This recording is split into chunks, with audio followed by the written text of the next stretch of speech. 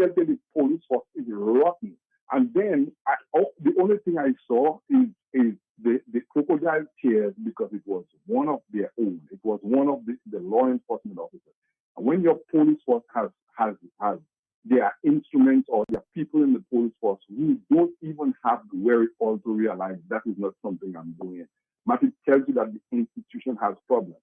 And I will continue to advocate unless Lincoln Cobbett is removed from the police force. The police force of Dominica cannot be trusted.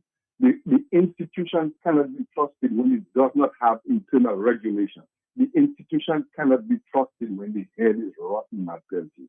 And as far as I'm concerned, unless this guy stays here, unless Blackmore vacates the office, what has to change in Dominica when it comes to law enforcement? Will not.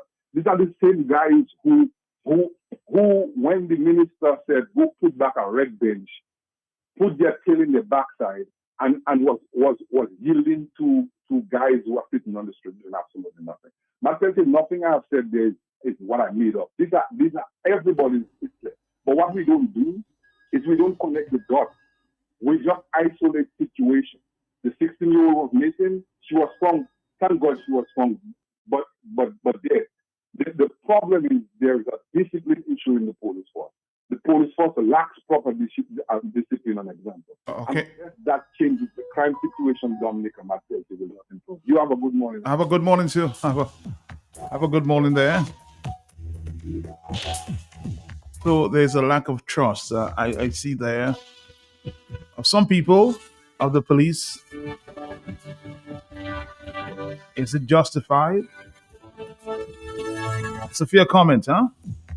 4493095.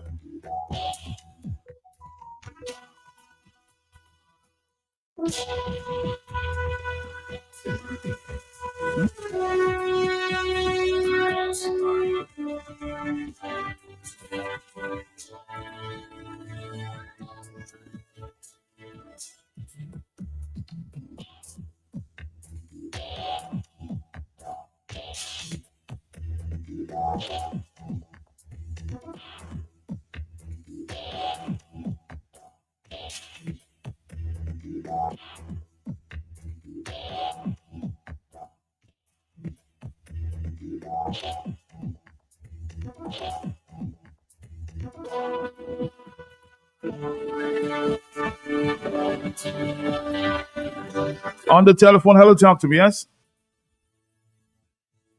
Hello, are you there, caller, yes? Hello. Yes. Hello, good morning. Morning to you, sir. Martha, good morning to you, sir, and your listeners. Morning to you, Lofty. Morning to you, yes. All right. But I am then listening to your discussion, and I want to compliment all the callers who called so far in terms of their utterances. The police, the Commonwealth of Dominica Police Force, Dominica, and as it relates to that body meting out justice to the citizens of Dominica. Where do I start? But last week at the press conference, and first and foremost, of the bat, let me compliment, as it were, the same police officers, or the same police force rather, who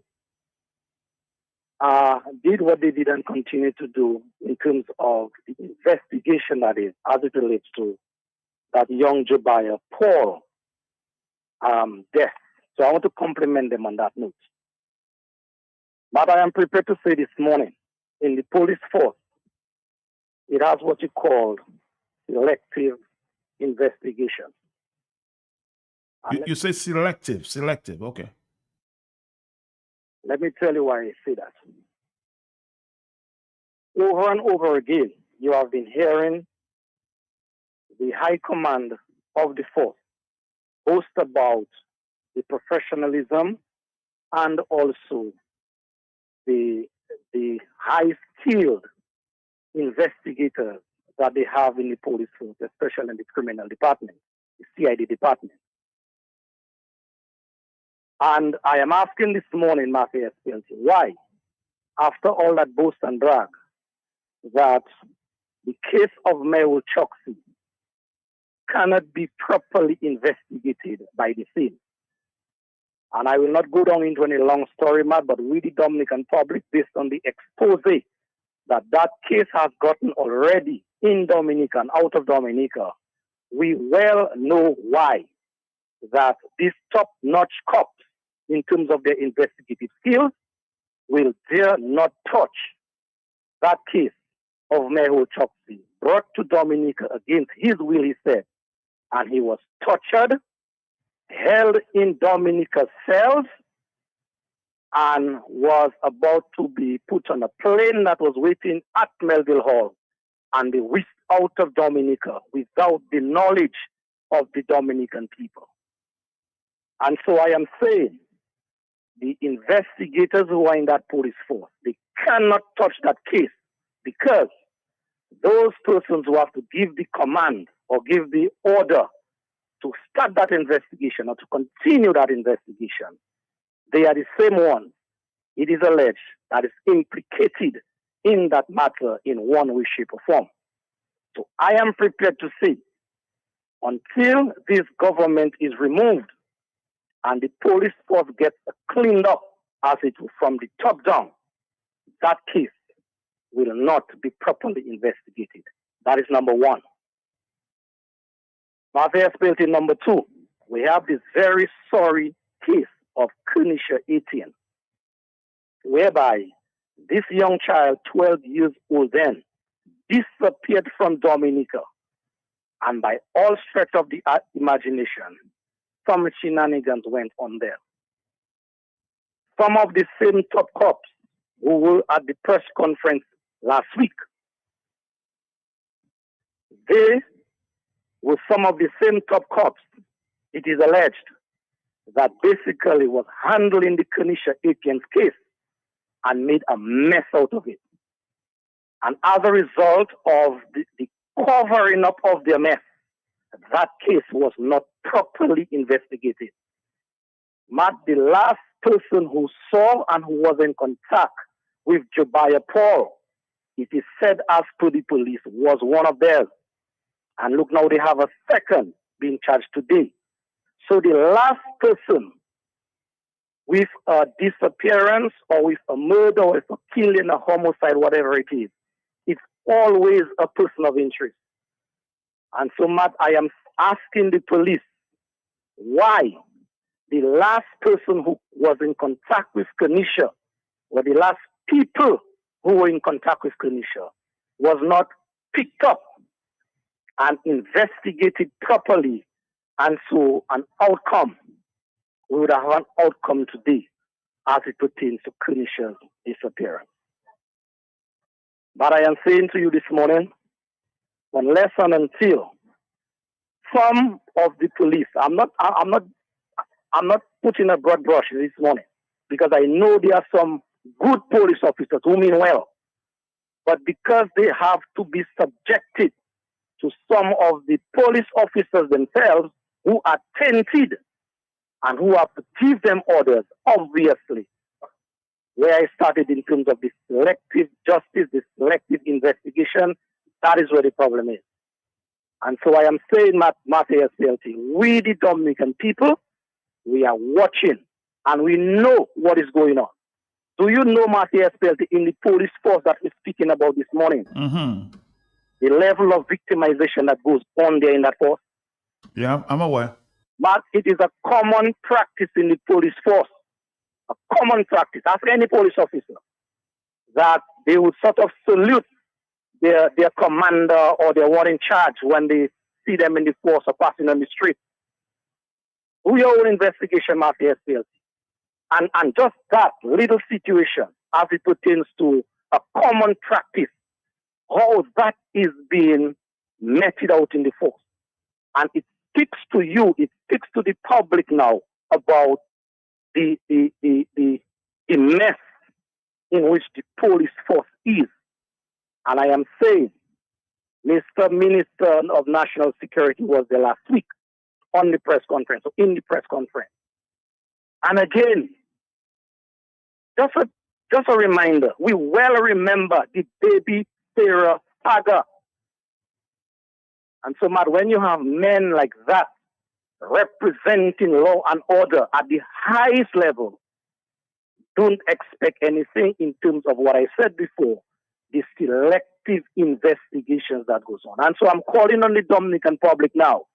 We, the Dominican people, if we want better, we are supposed to be prepared to do better. And one of the ways we can do better is by getting rid of the cancerous Labour Party that facilitates, aids, help in terms of the malpractices that goes on where law and order is concerned. So the power now will be in our hands very soon.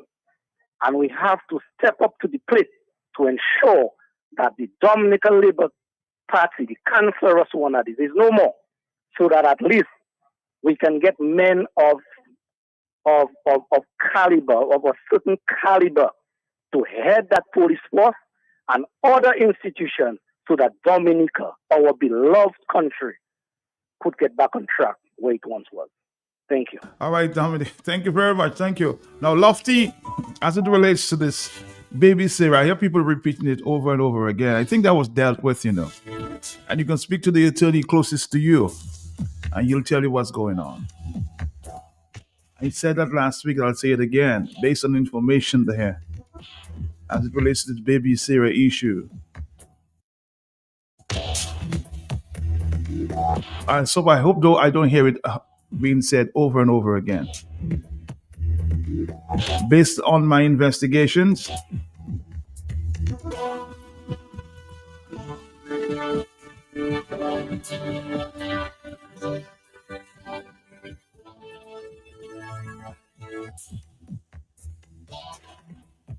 talking to the attorney, so I hope I'm just of that young lady. So we will not repeat it again. The lady is barren. In other words, she can't make children. So this baby Sarah story should not be existing, huh? Thank you very much. Let's put it to rest. Hello, talk to me on the telephone, 449-309-596-97, okay? Hello, talk to me, yeah? Good morning. Good morning. Morning to you, yes. Good morning to you. And good morning to your listeners. I hope you had a very good weekend. Good morning to you, sir. Yeah, thank you. I want to continue from where I left last week while I was talking to you, and you had to join one of your sponsors in reference to Jubaya. Yes, and that 72 hours. I don't think the commissioner dealt with it sufficiently well. He answered, he was very good when he said there's no 72-hour period before you start a search. But there's some confusion in the minds of the listeners. And that 72-hour window has to do with when somebody is reported missing to the time you expect them to, you are expected to find the person alive or to find a body. So that's where that 72 hours confusion is in the minds of the public. And even in the terms of a natural disaster, but you hear about search and rescue. There's also a period when they move from search and rescue to search and recovery, meaning that they do not expect to find anybody alive. Now, I want to compliment the policemen for a job well done. I can understand what it is or how it is, Matt, that you are investigating a serious crime and only to find the perpetrator is one of your own. I can understand how it is. So, however, I heard the commissioner said that no stones will be left unturned. And I hope that no stone is left unturned, not only for that case, but the other cases, like the callers before me talk about Choksi. Yes, we have to reopen investigation into the Choksi matter because I understand there were some high-ranking police officers involved. So stones shouldn't left unturned because it's constables, and when high-ranking officers are involved, they turn a blind eye. So they need to reopen the Choksi matter. They need to reopen Gun Emmanuel matter also, Matt, because the Dominican public are waiting for justice for Gun Emmanuel.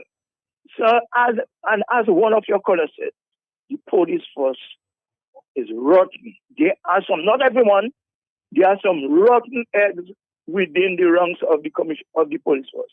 and you got to clean them up. The police force need a cleaning. But well said, Lofty, that will never happen as long as this corrupt Labour Party is in office. So what we need to do is to vote out the Labour Party. Anytime we get the chance, vote out the Labour Party so we can clean up the police force, bring back integrity into the police force, where people, Dominicans, can have confidence in the police force. You hear how Blessing is talking, Matt? It's because Blessing have no confidence in the police force. Why are you talking like that? He said he doesn't even believe anything they say. And that is how it is with the police force.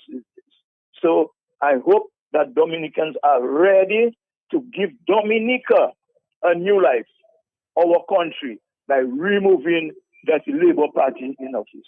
Good morning, Matt, and thank you. You know the last time a commission of inquiry was held in the police force? I remember it because of my reporting at the time at Mapping TV, yes.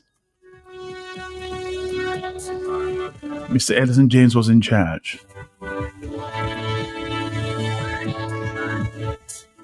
And I got a lot of reports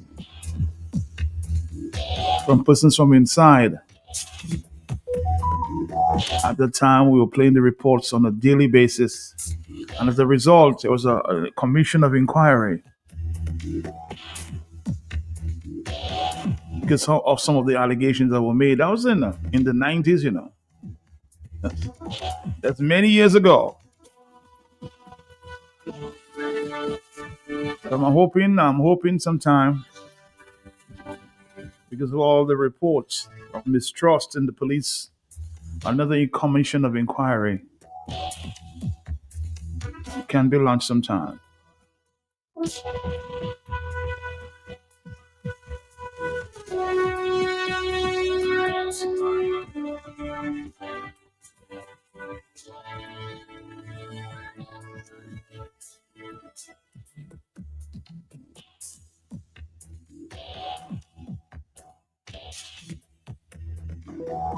Hello, talk to me on the telephone, yes? Hi, I'm probably going to get a little angry. I appreciate the fact that we are concerned that our institutions should function as they are designed to function. The police force, the electoral commission, or whatever it is, all the institutions ought to perform as they are designed to function. But what bothers me, though, is that we don't seem to want to be concerned as a people that the nation is not functioning as it should. Since 1978, the Constitution has continued to say that there shall be a parliamentary commissioner, and nobody is concerned that we have never appointed one. If the country isn't functioning as it should, why would we be surprised that the institutions created by the country's constitution are not functioning as they should? Yes, we should be concerned about our institutions, but I am not hearing anybody concerned about the fact that we're the only nation in the world that are unique in that respect. We're the only nation that has never fully implemented the constitution. That is what bothers me this morning. Thank you. All right, thank you. Let's take a break and we'll come back, Dominique. Apparently, there's so many things to talk about, huh? Let's do this and come back.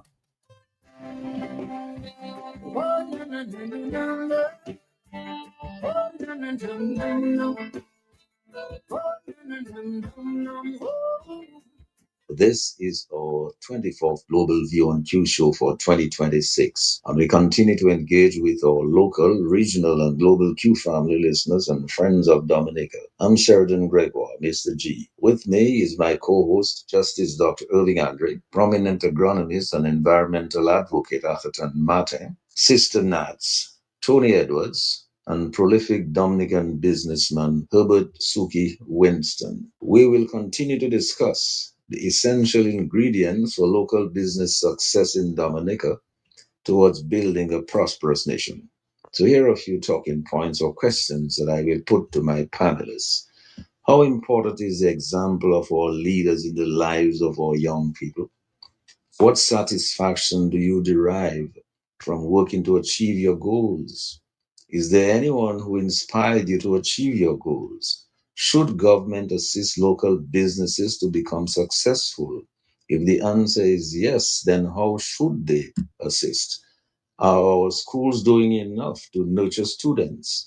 What are Dominica's prospects for the future? What are the essential ingredients for business success? Have these ingredients been eroded? Do our local entrepreneurs receive sufficient support from the government of Dominica? Is our education system doing enough to nurture productive, hardworking citizens? Is the government playing its part in teaching young people to become productive men and women in Dominica? What role must their parents play to ensure that their children depend on the sweat of their brow to be successful? And what lessons can be taught to the young men and women of today and tomorrow? We look forward to the contributions of Justice Dr. Irving Andre, prominent agronomist and environmental advocate Arthur Tanathi Martin, Sister Nats, Tony Edwards, and prolific Dominican businessman Herbert Suki Winston to this topic, the essential ingredients for local business success in Dominica towards building a prosperous nation. Tune in Tuesday night for more on the Global View on Q, only on Q95, the big station, because you know it's true if you hear it on Q. $50,000 in prizes with over 390 chances to win. Enjoy daily and weekly rewards, including scholarship packages, tablet bundle, handset bundle, power bundle, and so much more. It's easy. Simply pay your bill in full and on time. Activate any 3G plan or higher. Bundle your postpaid plan with Digi Duo or sign up for Digicel Home Internet. The more you activate, the more chances you have to win. Visit your nearest Digicel store or speak to a Digicel representative today. Terms and conditions apply. Connect, pay, win. For the summer is digital. In the summer mood. A fresh market. What? Comes and pocket that hurts you. A fresh market. We are open 7 days a week with the top of the line products. Well stocked supermarket and pharmacy, health and beauty care, fresh produce and meats prepared daily, hot and cold kitchen, ready to go meals, sandwiches, salads, and desserts at your fingertips. Easy access, located on the bayfront, environment friendly, and our staff are approachable and ready to assist. Have you figured out who we are? You got it. Fresh your one stop. Comes and your pocket that hurts you. Fresh market.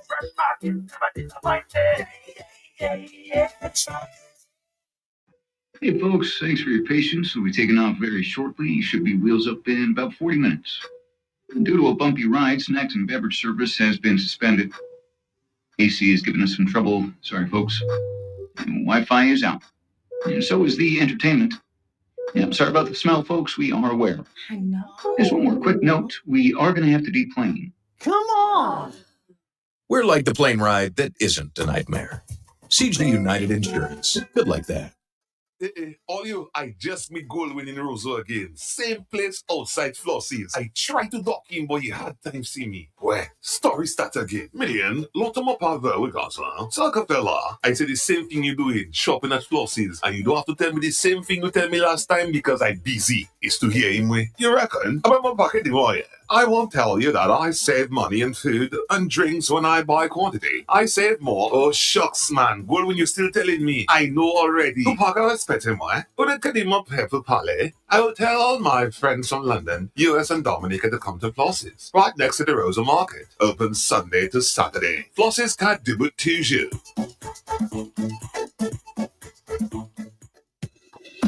If you know quality, then you must know the manufacturers of Dominica's finest rums. Belfast Estate Limited, over 80 years leading the industry with exceptional standards and formidable customer service. We present the manufacturers of BB Rum, Soca Rum, Red Cap Rum, Cask Rum, and the signature Belfast Estate Rum Punch. With island-wide distribution daily, Belfast Estate Limited has cemented its mark as the distributor of choice for products like Eldorado range of rums and creams, Kubali Bear, Corona Bear, Guinness, Root Boy drink, and of course, Sunglass juices, Thomas Snacks, Vitamalt, and Pine Hill juices. Call the office at 440-7032 or visit the distribution outlet at Jimmy Dominica. Follow on Facebook or Instagram at Belfast Estate. Belfast Estate Limited, your leading manufacturer and distributor of rums in Dominica. Make back to school easy. All right, Dominica, we're back.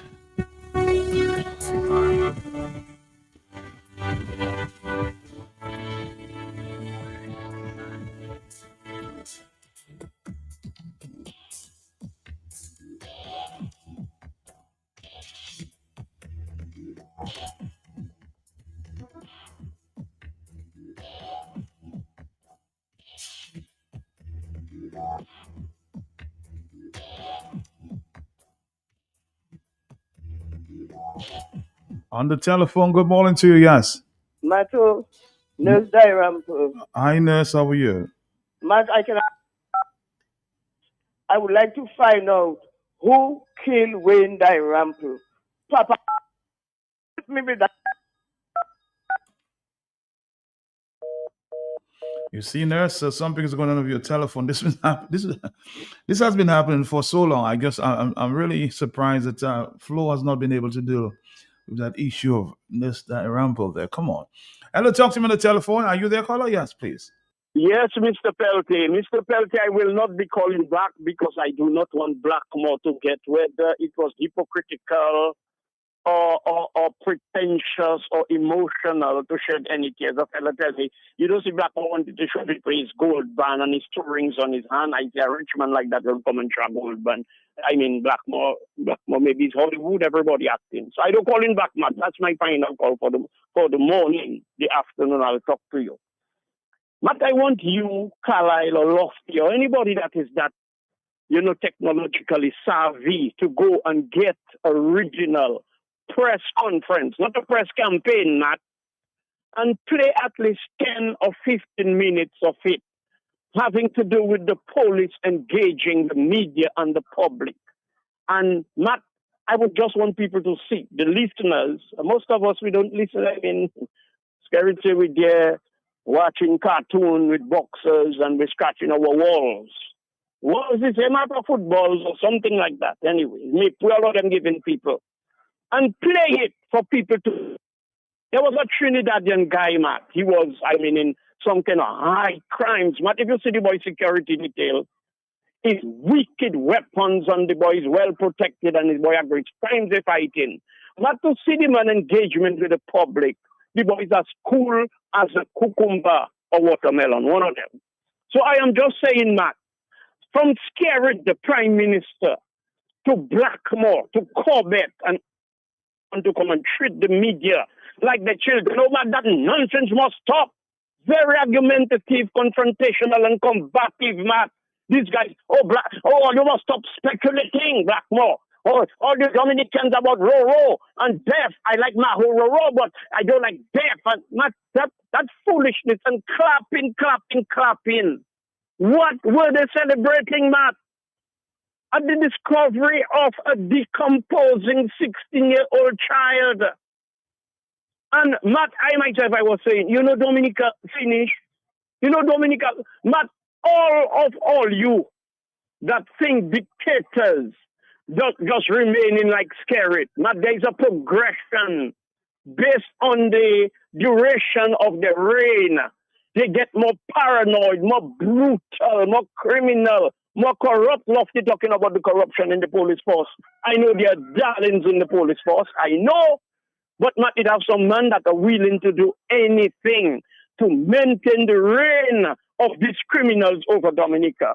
So I want to give thanks for your effort, Carlisle, Lofty, and everybody else, the twins, all the media people that are trying to see if they could unearth, excavate, or exhume some dirty skeletals or dead bodies that are buried wherever in that country. And these guys vex.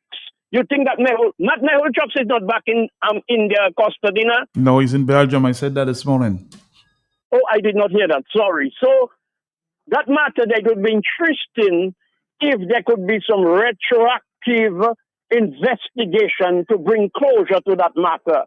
Do you think it will be facilitated by these people? Do you think they'll get FBI, Scotland Yard? Forget about what's the name, Matt? The Regional Security Service or Skerrit, whatever it is, I don't know. So, Matt, I'm just saying Dominica becomes a big joke. I want to give thanks to Greg and Nassif. One guy tell me, Gregor Nassif and why is the Jolly fella name like Anderson Jolly are my idols. I check him, but what kind of nonsense is that? Now, so everybody, I lend a bit. Oh, Matt, you're my idol too? Well, Matt, I need to know more about that. So I'm just saying, Matt, please, Carlisle, Lofty, or anybody that is that technologically savvy, get a press conference. Play at least 10 to 15 minutes of it pertaining to do with police investigating or solving crime and the engagement with the media and the public and see the difference, the level of respect, the level of composure, rather than black people going there, speculating, but Matt, caution, I don't call him back, Matt. Trust me before Black Novex. All right, caller, thank you very much on the telephone. Yes, it's 9:24. Is it? No, 9:19. 9:19 is the morning time. Let's listen to this voice now. Sorry about that. Good morning, Matt. Good morning. I'm listening this morning and I'm hearing many things. But I just want to say, I don't have much to say, but I just want to say that, when all else fails, there is a higher power. Some people believe in God, some people believe in Yahweh, some people believe in Jesus Christ, some people believe in the universe. But whatever it is, because I believe that the universe spins around, that at the end of the day, when all is said and done, and everything seems to be falling apart, that there is a higher power that comes through. Yeah, people may take much credit for what is going on right now, but I do believe that there is a higher power. And Matt, I just want to remind Dominicans that the only way we're going to get a better Dominica is to change the way things are right now. I have a lot more to say, but I will keep it like that for now. You cannot continue to steal elections. You cannot continue to manipulate people's choices of who they want to govern them. Change creates systems that oftentimes improve people's lives. We've had a system in place for a very long time that has continued to fail and fail and fail and will continue to fail the people. Because what we see, whether it's Jabia, whether it's Kanisha, whether it's so many young men in the town of Portsmouth who have killed themselves, who have killed each other.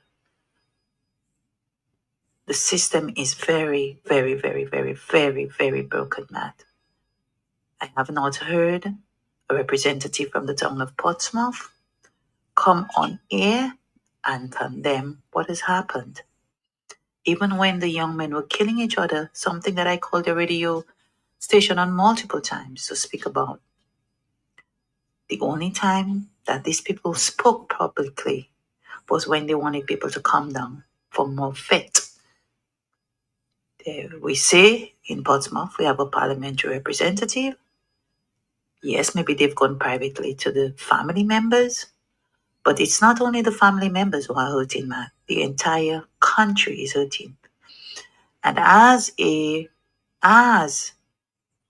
people or someone elected to represent the people, that is something that I would have expected. After 3 weeks, some letter, some word, something on the radio to give some type of comfort and let them know that they're not alone. Yes, people might say, oh, she came to us privately.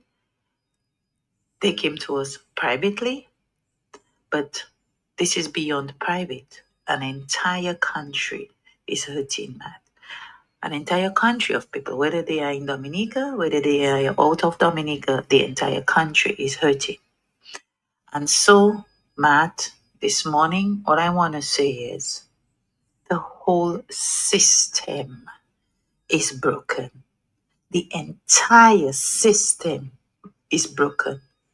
And I just want to say thank you, Lord, for intervening, because it was your intervention, God, that made that finding Jabia's body possible. And I will stop here. So all those who want to take credit, there is so much more and it goes so much deeper than many people No. But for now, I want to say thank God for letting small miracles happen to shed light on a very, very, very horrible, systematic problem we have in the Commonwealth of Dominica. And the only way we're going to fix that, I don't care what anybody says to me, is to change what currently exists as governance. They have failed on every single level. The people of Dominica, man. Have a good day. Thank you.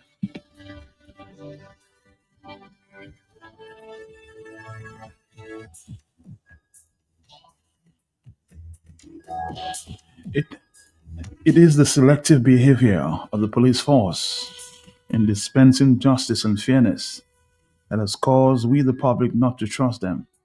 Not blame Blessings or anyone else lacking trust in the police force. They need to reopen the investigation of the 9 gunshots to Trendsetter's car in Jimmet in January 2025.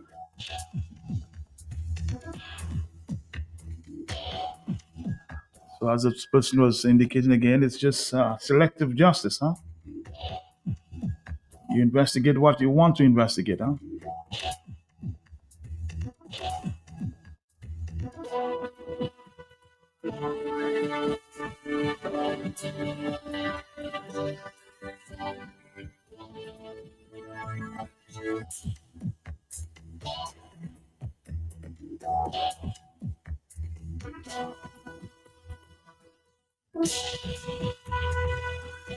Hello, talk to me on the telephone, yes? Yes, Matt. Good morning. Morning, you. Among all the negatives that are happening, the sad news and whatever, Matt, there was some good news I read about yesterday. I want to share it with the public. Maybe most of them know about it. A Dominican was reported missing.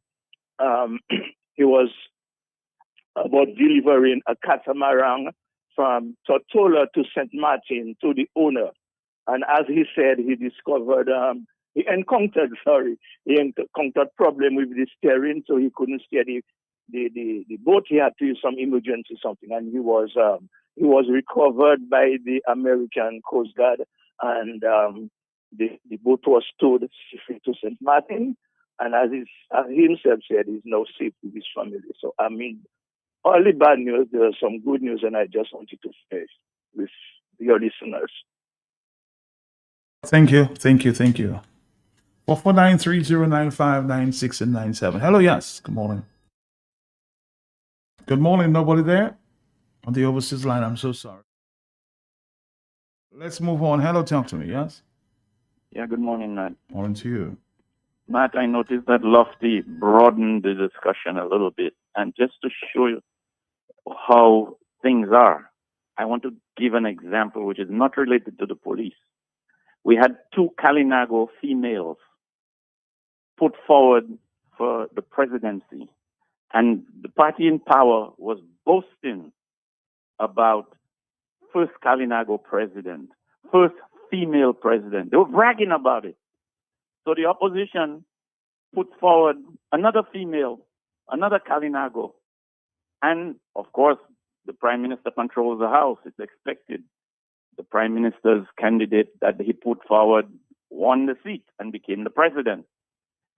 Right after, instead of offering some congratulatory remarks, some mild remarks to sort of bring everybody, to unite everybody under this new president, the Attorney General calls the female Kalinago, who happened to be put forward by the opposition, refers to her in a demeanoring way.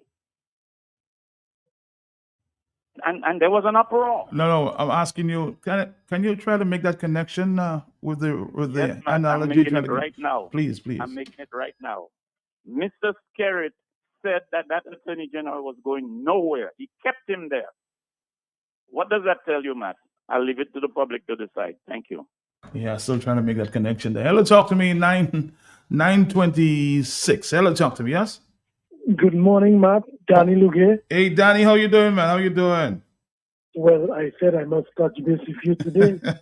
I know. It's a wonderful day. It's a beautiful day in Dominica, Matt. You're very worried about the reports I see going around. Well, Matt, there's so many issues, but one message I want to leave with the people of Rosenhof. Despite all the machinations, despite all the double and triple registrations, despite all the illegalities, we're going out to vote with a vengeance in Rosenhof. I'm calling on people to find themselves at the confirmation center and go and do what your civic duty. Don't be discouraged in any way. Matt, since it's 8 months going on 9 months, I've applied for confirmation. On the receipt that I got from the confirmation office, it has my polling station number N03. On the cards that they're issuing, people will not know which is their polling stations. I'm very concerned. You know why? In 2019, I had several people come into my home and tell me they cannot find their polling station.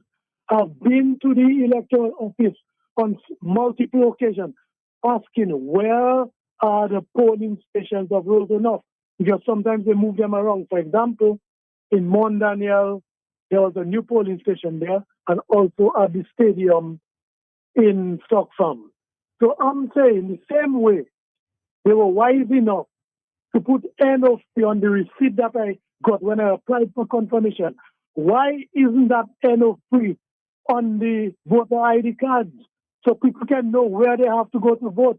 It was very disappointing for me to learn from the electoral office that they cannot tell me where are the polling stations in Rosenhof, and you have a pending by-election. I will go back there this week to find out if they can now tell me where are the polling stations. But this is not to discourage people of Rosenhof. I am telling you that we're going out with a vengeance. It doesn't matter if it takes us whole day to find out where our polling stations are. We will go out and vote. We must vote with a vengeance for 26 years of neglect of Rosenhof. 26 years we have been under the gun. And I am saying that we in Rosenhof, it doesn't matter what it takes, we'll be determined with every fiber in our body to vote this time around. This is not 2022. So I'm calling on the people of Rosenhof, don't be discouraged or deterred in any way. I am telling you, even I, Danny Luge, as the former PAL rep, do not have his voter ID cards. There are several people who have not gotten their cards, nor is it indicated on the doors of where they're giving out the cards when cards will be ready for several polling stations in Rosenhof. But you are able to vote with your passport. Standalone, you'll be able to vote with your driver's license and a birth certificate. You will be able to vote with a social security card and a birth certificate. And today, some of my people will be on the ground in Fokole to help out the people of Fokole to ensure they have the requisite documents so that they will be able to vote. So despite all the machinations, I am telling the people of Rosenhof, let us go out and vote with a vengeance for all what they did after Hurricane Maria could not get assistance, right? We will be voting out this government in Rosenhof, which will be the beginning of the end for Roosevelt Ferry. So don't be deterred in any way. I am not discouraged. We're going for a big victory in Rosenhof come September 7th. Thank you very much, Matt. Thank you very much. Thank you, Danny. It's 9:32 in the morning. There are many phone calls coming at this time. Let's see if we can get a few more voice notes in there before we wrap it up at the 11 o'clock hour. Yes, good morning. Morning, Matt. What's up, my brother? How is everything? I could hear your voice. I could hear everything good with you. And I just want to tell you, Matt, thank you for what you're doing, Matt. Everyone, as you said, you're the milk in the coffee, but I believe you're the milk. Not you're the coffee, not the milk. They're the milk and you're the coffee. First thing they have to pour is you, and then look for the milk to put in. That's how good you are, Matt. You wake them up, Matt. But anyway, Matt, yes, Matt, talking about swiftly of Mr. Blackmore and, beating his chest like Godzilla. Oh, he got a job well done and everything. He and Lincoln Cobbett and all of them. Matt, what have we heard about the fire at Jolly's, Matt? Any word on that, Matt? I think it's long overdue. Matt, what have we heard about the grammar school, Matt? Millions of dollars spent go down the drain, Matt. We have not heard nothing, Matt. And the list go on and on and on, Matt. That when Mr. Blackmore come and beat his chest on his work and what they're doing, Matt, they will only do what they want to do for the public, where the public will give them credit so that they can, I think, get votes and support. But when you have to look at the Jollies matter, Matt, how many people go out of work and everything, Matt, the loss and everything, Matt, all this supposed to take into consideration. The grammar school building, all this supposed to come into consultation and looked at, Matt. It's not just looked at, certain things and leave the others. That's why, as Clem alluded, that what percentage you're going to get when you want to beat your chest and come out and give your press conference, so long and a little bit boring, at the end of the day, it turned out to be boring. I think you should take a page of people in the US, when they are coming to talk about homicide and stuff like that, the way they do it, swift, and, you want to give Prime Minister praise for getting this and getting that. What's that? What's that? Just not give him praise for four vehicles he get for the police force. Anyway, Matt, thank you. All right, thank you very much. 449-3095-96 and 97. Let's do this, and then we'll come back right here.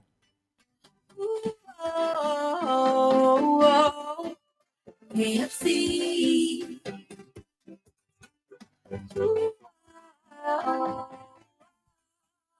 KFC. Looking for some place to go. Meals for soul. KFC. Grab your family and your friends. Join in the experience. KFC. It's the place to be. Made for you and me. KFC. KFC. It's finger licking good.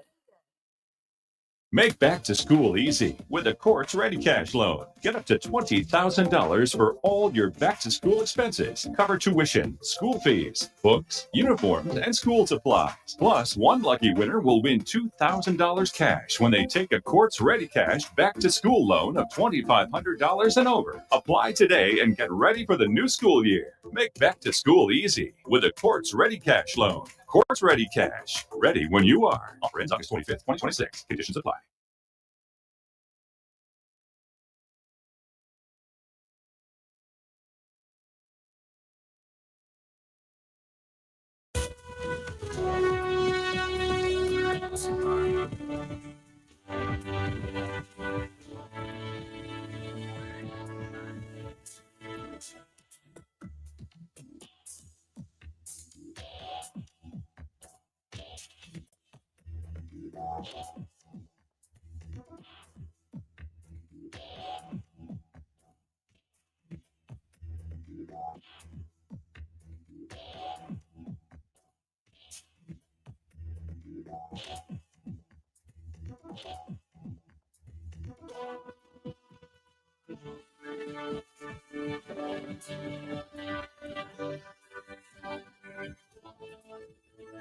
Exciting news from AutoTrade. Incredible savings are here. Take advantage of AutoTrade's Thrifty Thursday promotion. Mark your calendars. On the last Thursday of each month, AutoTrade is offering up to 20% off items throughout the store. Yes, 20% off. But wait, there's more. Keep your eyes peeled for our exclusive Deal of the Day offer, bringing you even bigger discounts on select items. Whether you're looking for car accessories, maintenance essentials, or just browsing for a great deal, we've got you covered. So be sure to swing by AutoTrade every last Thursday. At AutoTrade, it's more than a vehicle, it's a relationship. Terms and conditions apply.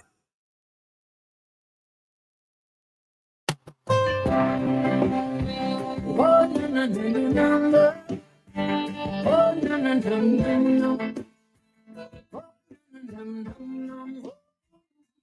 This is our 24th Global View on Q show for 2026, and we continue to engage with our local, regional, and global Q family listeners and friends of Dominica. I'm Sheridan Gregoire, Mr. G. With me is my co-host, Justice Dr. Irving Andre, prominent agronomist and environmental advocate Atherton Martin, Sister Nats, Tony Edwards, and prolific Dominican businessman Herbert Suki Winston. We will continue to discuss the essential ingredients for local business success in Dominica towards building a prosperous nation. So here are a few talking points or questions that I will put to my panelists. How important is the example of our leaders in the lives of our young people? What satisfaction do you derive from working to achieve your goals? Is there anyone who inspired you to achieve your goals? Should government assist local businesses to become successful? If the answer is yes, then how should they assist? Are our schools doing enough to nurture students? What are Dominica's prospects for the future? What are the essential ingredients for business success?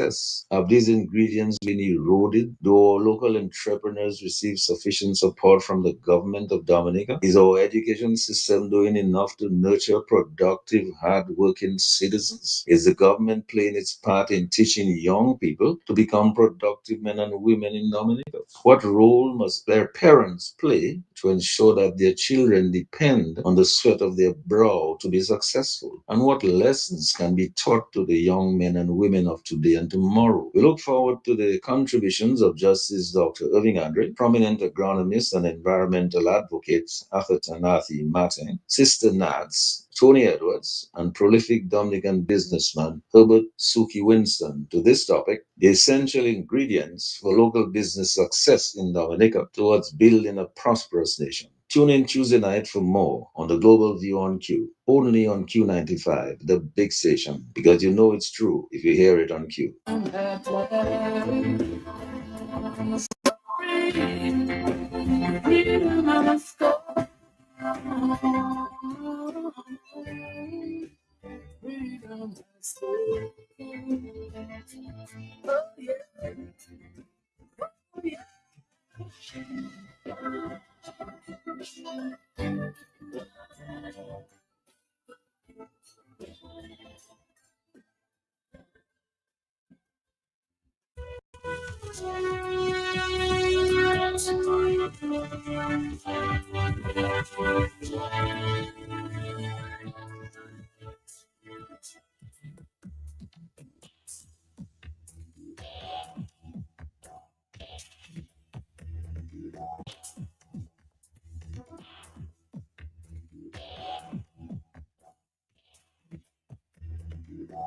On the telephone, hello, talk to me. Yes, good morning. It's 9:41. Talk to me. Yes. Matt, good morning again. Yes. Matt, you giving Hurricane Dominic a pass this morning again? No, we haven't dealt with Dominic yet. We'll do that in a couple of minutes, Lucille. Okay, thank you very much. Hello, talk to me. Yes. Hello, good morning. Good morning. Good morning. Nobody there. Nobody there. Thank you very much. So Lucille will deal with Dominic at the top of the hour. Okay.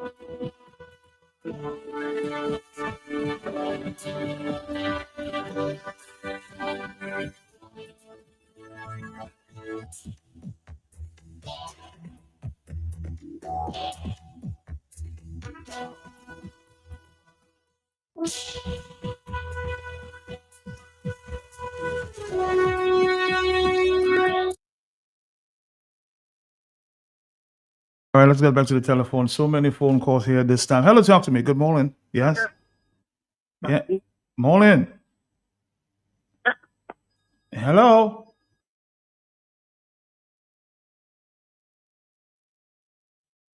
Your phone should be having some problems here. I'm so sorry. I'm so sorry. Okay. Try calling back.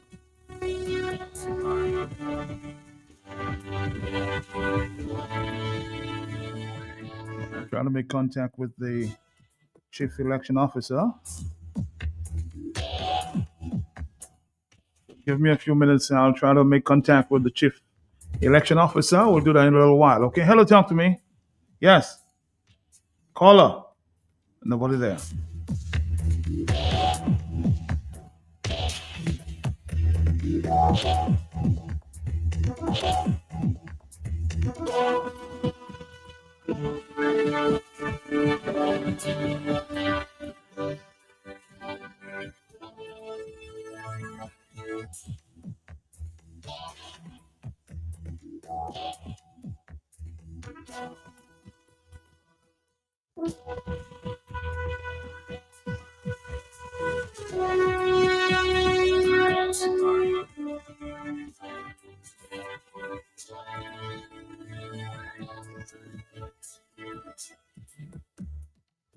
I know a number of persons trying to get in touch with me.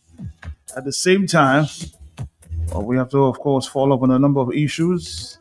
I tried to get in touch with the chief election officer last week to deal with some issues.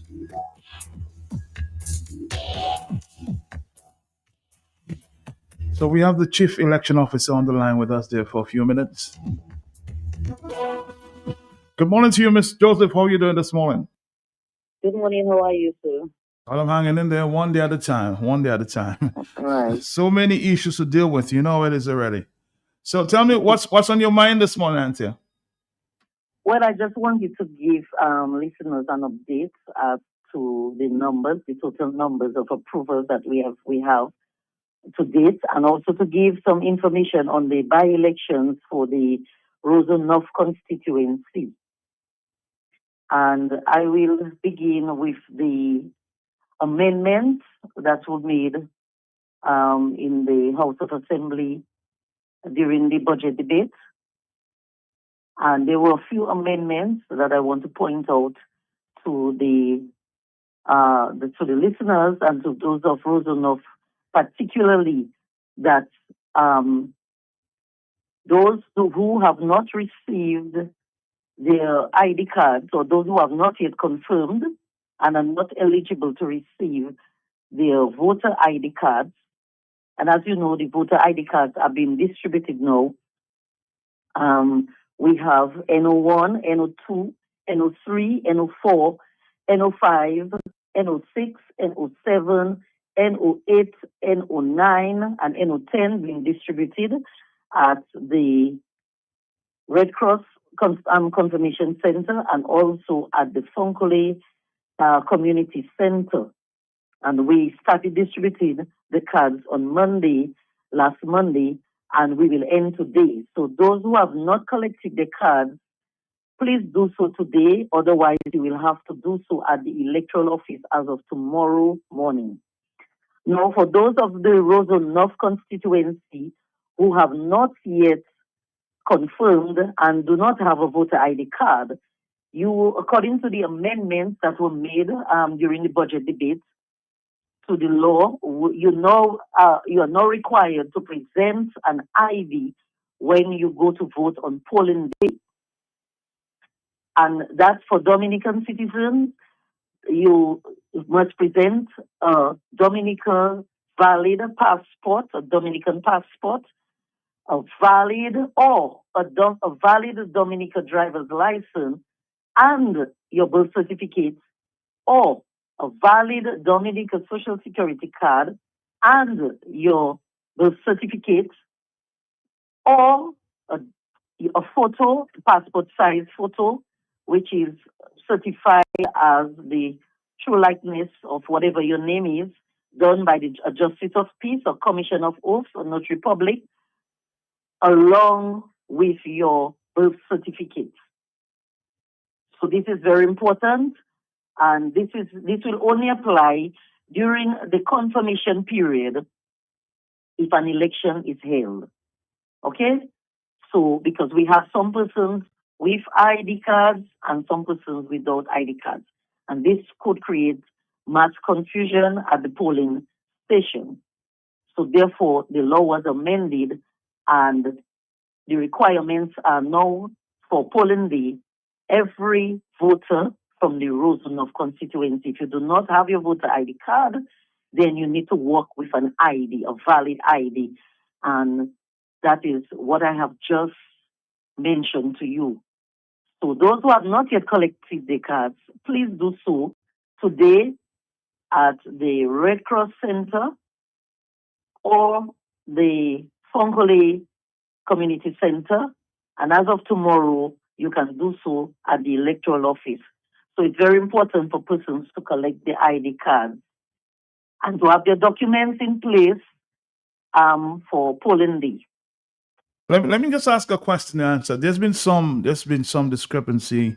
I just spoke to Danny Logie just about maybe 25 minutes ago. He did indicate that there is nothing to indicate as to what polling station you will be made to vote on the ID card. Can you clarify that, please?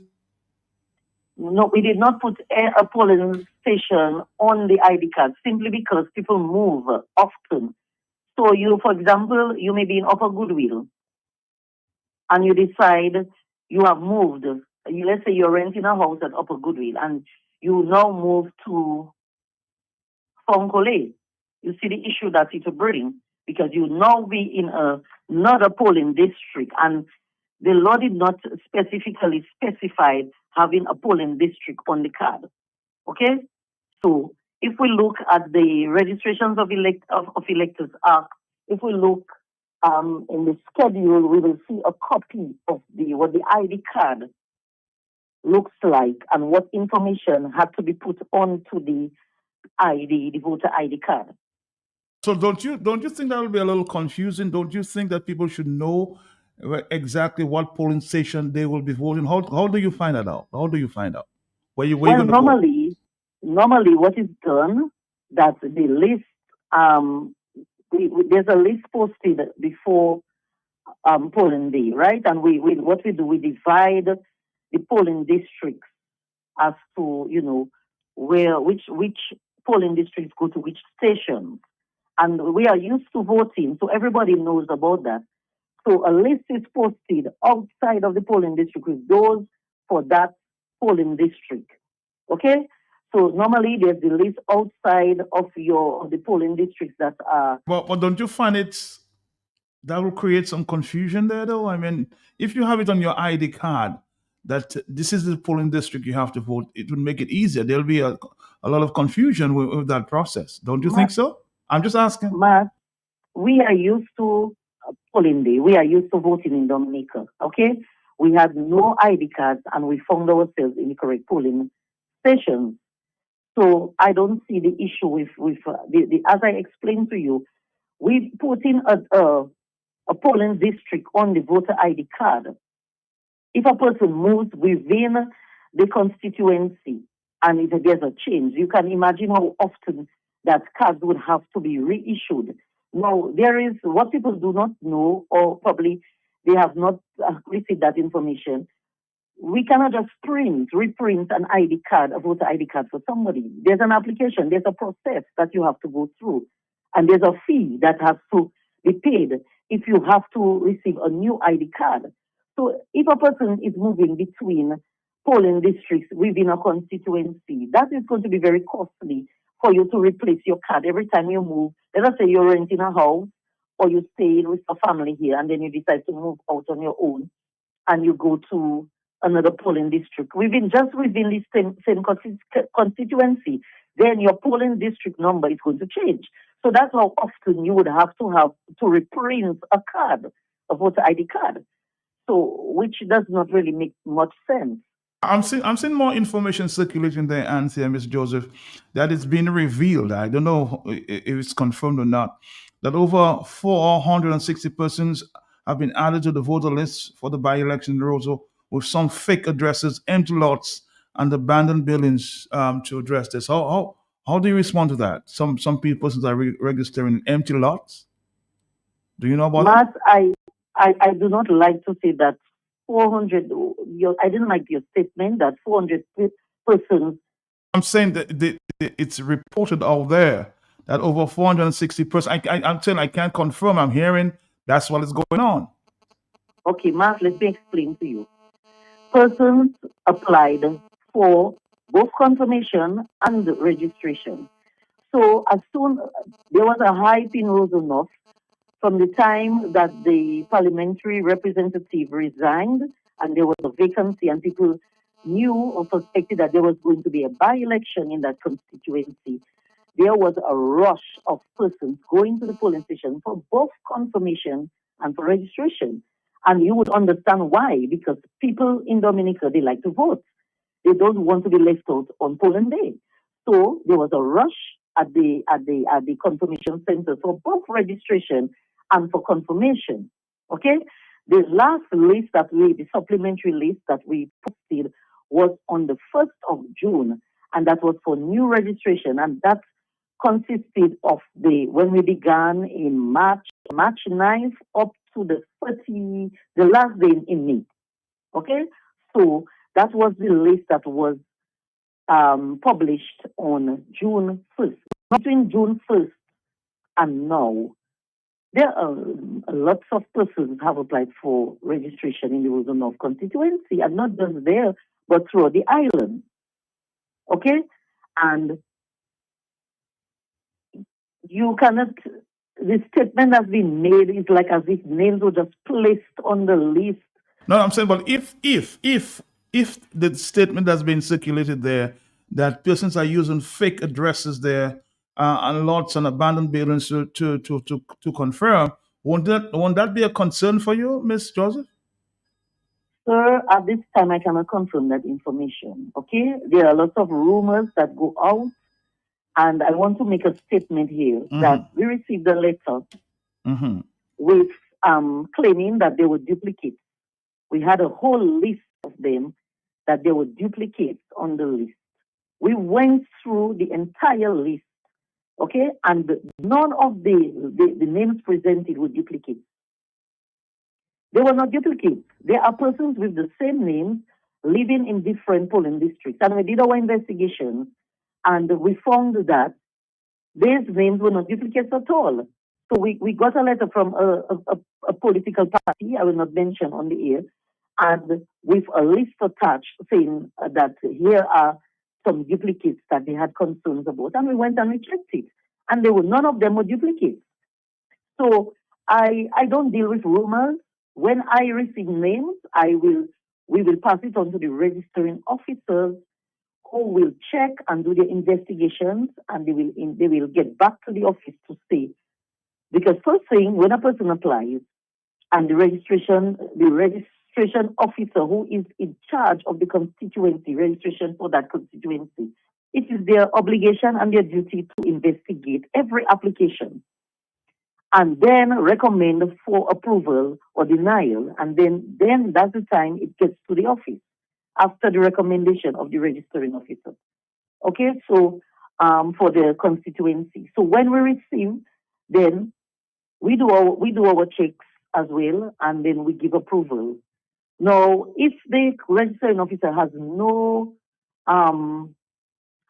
concerns with or thinks that something should be approved, then we will go ahead and we will verify, except if somebody calls into the office and makes a report on a particular case that we can go and further investigate. Or by knowledge, you see a name and you know that address and that name does not line up, then it raises a red flag, so you can do something about it. But I cannot say, and I cannot confirm to the public that the person is registered on fake address. Okay, until an investigation is done, and as we Investigation by who? Who? Hold on, answer. Who'll be conducting an investigation? Who will? let me just read it. Let me just quote something, Matt, before I go there. Go ahead. Okay, Yes. Uh-huh. Section 24(2) of the Registration of Electors Act. No objections shall be taken by the chief registering officer or a registering officer until after polling day. After polling day? After polling day. So, by right, no objection should be taken during. As soon as the writs are issued, no objection. The law does not give us permission to review any objections. Objections can be brought after polling day, and this must be done properly. There is a form, there's a format. So there is a form that specifies, okay, that which But don't you let's be objective. Don't you find a trouble in there as it relates to the point you just made about no objection can be made after until after polling? I don't know. I'm a little confused here. There's no conflict. I'm following the law strictly. I must follow the law. So therefore, the law states that no objections can be taken until, as soon as the writs are issued, until after polling day. So I must follow the instructions of the law. Now, a person must not just bring a name to me and say this name is on a fake address. They must file an objection in the correct set of forms as stipulated in the law. There must be a witness to witness that form, and it must go to the registering officer of the constituency. Okay? Who now will apply to me, or she will do her investigation, and she will apply if there's a case, then she will apply the objection to me, and then I will inform the parties of when the hearing would be for that particular case. Okay, that's the format of objection. Now, I want to just mention here that a name came into me during the week that person was registered on an address they didn't leave. Mm-hmm. Okay, right, and it was not a formal objection in the set of forms, but it was a verbal discussion. So I had investigations undertaken on that matter to find out if that was really true. And the gentleman came in and saying to me that this person registered on his address, the person doesn't live here. And they had the young man write a letter to the electoral office to say that he registered on the wrong address. Now, when I interviewed that young man, the young man was born at the address. He sleeps at the address. He visits the address, okay? And he sleeps somewhere else. Now, if we go to the law states that where you sleep, okay, so if a person sleeps in two different places, so I sleep in Canefield and I sleep in Jimmy, but my family home is in Canefield and I sleep in both places, I'm entitled to be registered in any of the two. Okay? But if I don't sleep in Canefield and I sleep in Jimmy, then I have a right to register where I sleep. But if a person sleeps in two areas, then they choose which area, and the law is direct on that point. When I interviewed the young man told me, like this week, I slept in the address. So you don't have to be living there for like 3 months or more, no? You don't have to. The guy said he visits there and that's his family home. He goes there. That's where he was born. He sleeps there occasionally. Okay? That's his home.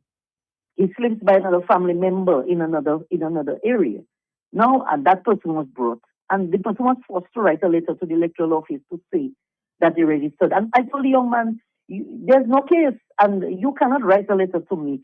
An objection has to be done officially by the person who is objecting to your name being on the list in that constituency. The person must file an objection in the set of forms, get a witness, and go through the correct procedure. Okay, so I want persons to know Nobody should force you to write a letter to the electoral office to state that you registered in the wrong place. If an objection to your name, let the person file an objection in the correct manner, and as soon as we receive it from the registering officer, investigations will be done in a formal manner.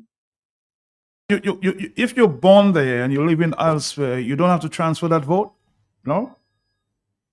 Say that again, man. I say if you're born in that community, for example, if I'm from Point Michelle, but I now live in Canefield, so I can go back to Point Michelle. If I don't live in Point Michelle, I'm just using my name as example. So I'm now a resident in Canefield because I'm born in Point Michelle. I should go back there. Or I have to. No, I didn't say that, Matt. If you're born in Point Michelle and you have moved to Canefield, and that's where you live, and you have no affiliation with, you don't sleep in Point Michelle, then the rightful place for your registration is in Canefield. But if I sleep in Point Michelle, I have two homes. If I sleep in Point Michelle, I can register in Point Michelle. Yes, you can, because if your family home is there, for example, we have cases where persons, they live in Roseau during the week, and they go up to the country on the weekends to their family home. That's their home. But they rent a home in Roseau for some reason, for ease, for employment. But they go to their home on weekends, or they go to their home once a month. They still live in a particular area in their family home, but they are renting a house in another place for ease, for employment. You slip into places. So the choice is yours. So if you want to register where you work because you sleep there, or where your family home is, then you have a choice. That's what the law states. But if you have moved totally from where you were born and you no longer sleep there, you have moved. You got married, you have moved, and your home. So residency is based on where you sleep. That's what it is. Right, where you sleep. So we have some peculiar cases in Dominica, and we will all agree we have persons from the countryside, and they sleep in Roseau during the week, but they go up to the country every weekend to their homes. Okay, so can you deny the person from being registered where they were born at their home, in their home village? No, you can't, because they sleep there. Give us an update answer before you go in terms of the confirmation list that we now have. Again, just repeat it as to where we are with the numbers. Okay, for confirmation, we have a total of 22,041 total confirmation, and total registration to date 1,970. For approval, we have so far 20,452 approved for confirmation and 1,727 approved for registration. So let me just repeat: total confirmation application 22,041, and total approved confirmation 20,452. Total applied registration 1,970, and total approved registration 1,727. Okay. Any final comments before you go? Because there are many phone calls coming at this time. Okay, so my final comments is that we are on the countdown to confirmation. Confirmation ends on October 15th, 2026, and we are encouraging persons to get confirmed before the 15th of October, 2026. ID cards are now being distributed as of today, Monday.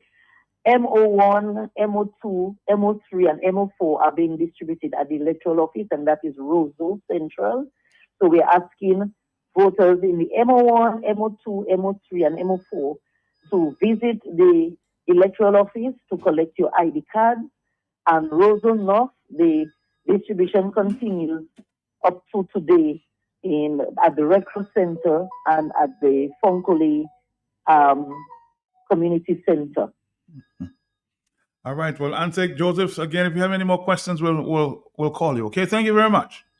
Thank you. Most welcome. Thank you. Wow. Boy, this is a lot of confusion there. I can tell you that. So your address is where you sleep. Oh my God. We're in for a lot of trouble here, boy.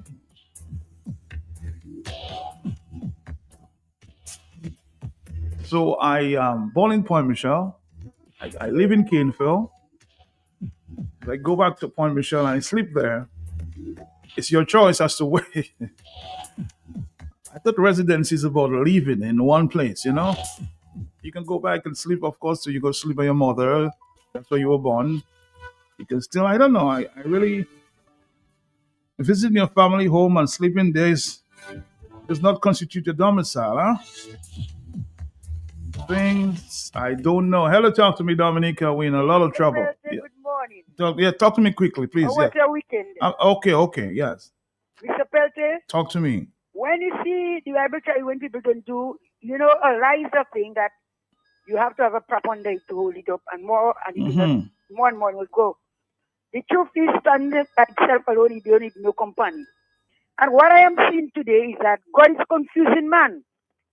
When you see people start to do things wrong, God will confuse you. He said that he uses the foolish things of this life to confound the wise, and he uses the weak things of this life to confound those who are strong. So God, Mr. Belka, you open your eyes. God is doing a lot of things, A lot of only getting those people that do certain things. God is not sleeping, he does do somebody not sleep. And God is revealing himself. You see the rain and the wind and everything? God is speaking as God ministers with, and God is speaking. Things are happening.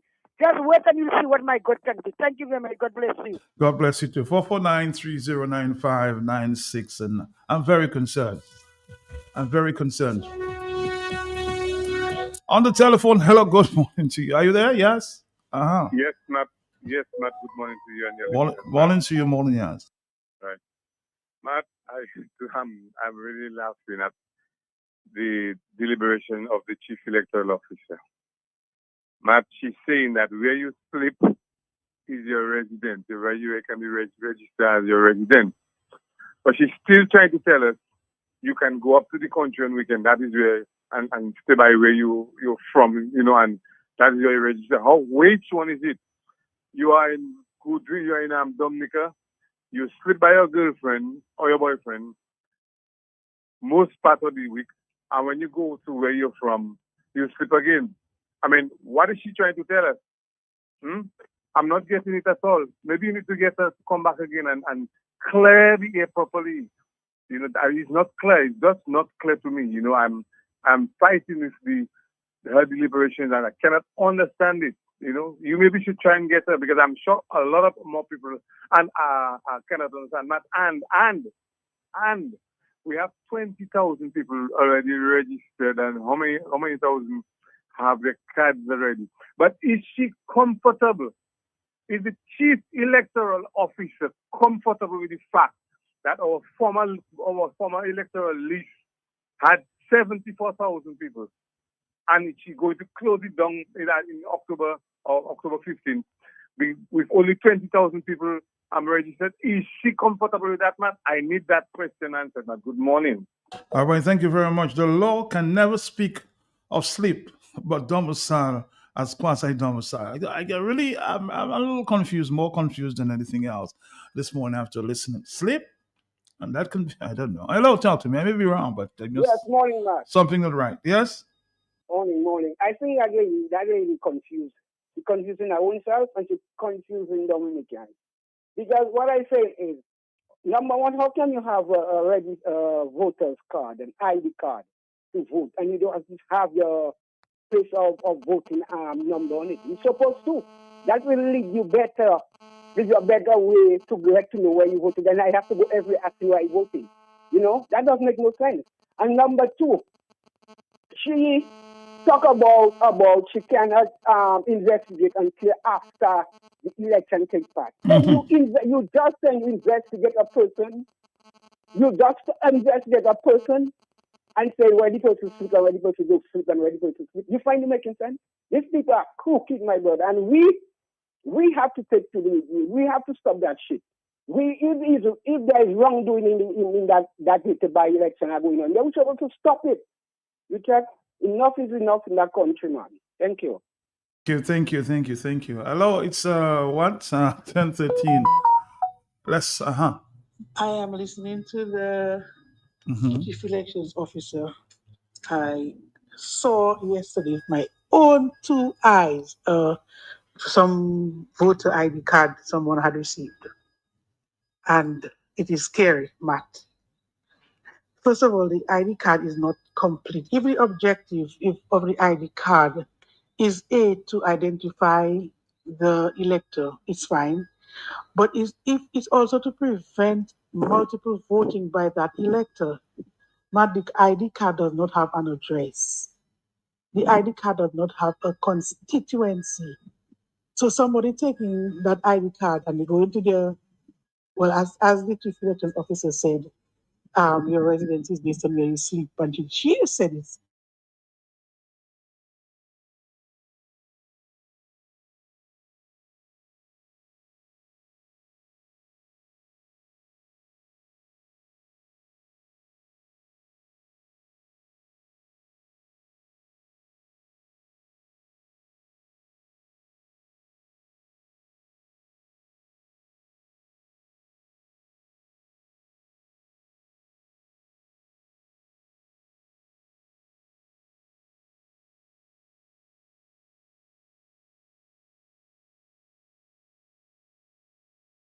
They work in Roseau, but they live, let's say, in Canefield.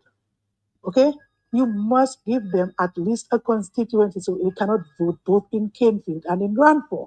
This card does not stop you from doing that. This card does not give you an address. It must do something to prevent multiple voting. This card does not do that. Okay? And so you have people who can now register both in Ranford and in Roseau, in Canefield. In that example I'm giving. You cannot be giving people loopholes. God will know the issue of multiple voting. They call it dead people voting, people giving people names to vote. You can vote in multiple constituencies in that situation. You must put at least a constituency. So a person voting, let's say the card says your constituency is Grand Fork, you cannot take that card and go down to Roseau to vote or to Canefield to vote. It has to stop you from doing that. When you can give somebody, a simple driver's license, the card, it should give it to you the moment you just come, you pay your annual fee, you get your card printed. It has all that information on it. It gives your address on it. What is so hard, they're putting place of birth Dominica and nationality Dominica. Is that necessary? If the card is a Dominica voter ID card, the flag is on it. It doesn't have to say the place of birth Dominica. It's already assumed and understood. So I'm just saying, Chief Elections Officer, your work is not up to par at all. You really have to go back to the drawing board with that thing because too many, and I put in quote unquote smart people, were behind putting that electoral reform in place and on an electoral commission, and they cannot see basic things like that. Man, I'm just very, very, very concerned that this by-election and the upcoming general election, we will have the same problems, and we have spent so much money and time in that electoral reform process, and it is just not up to par. It is still lacking. We have a lot of work to do. A lot. It's confusing. It's confusing. I will admit, huh?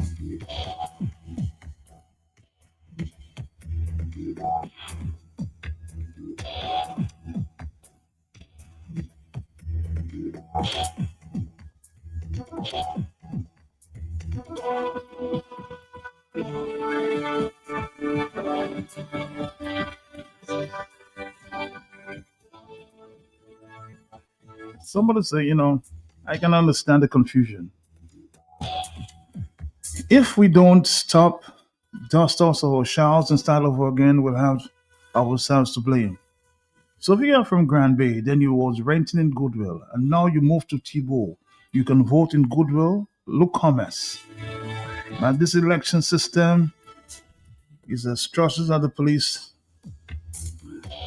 force, somebody's indicating here.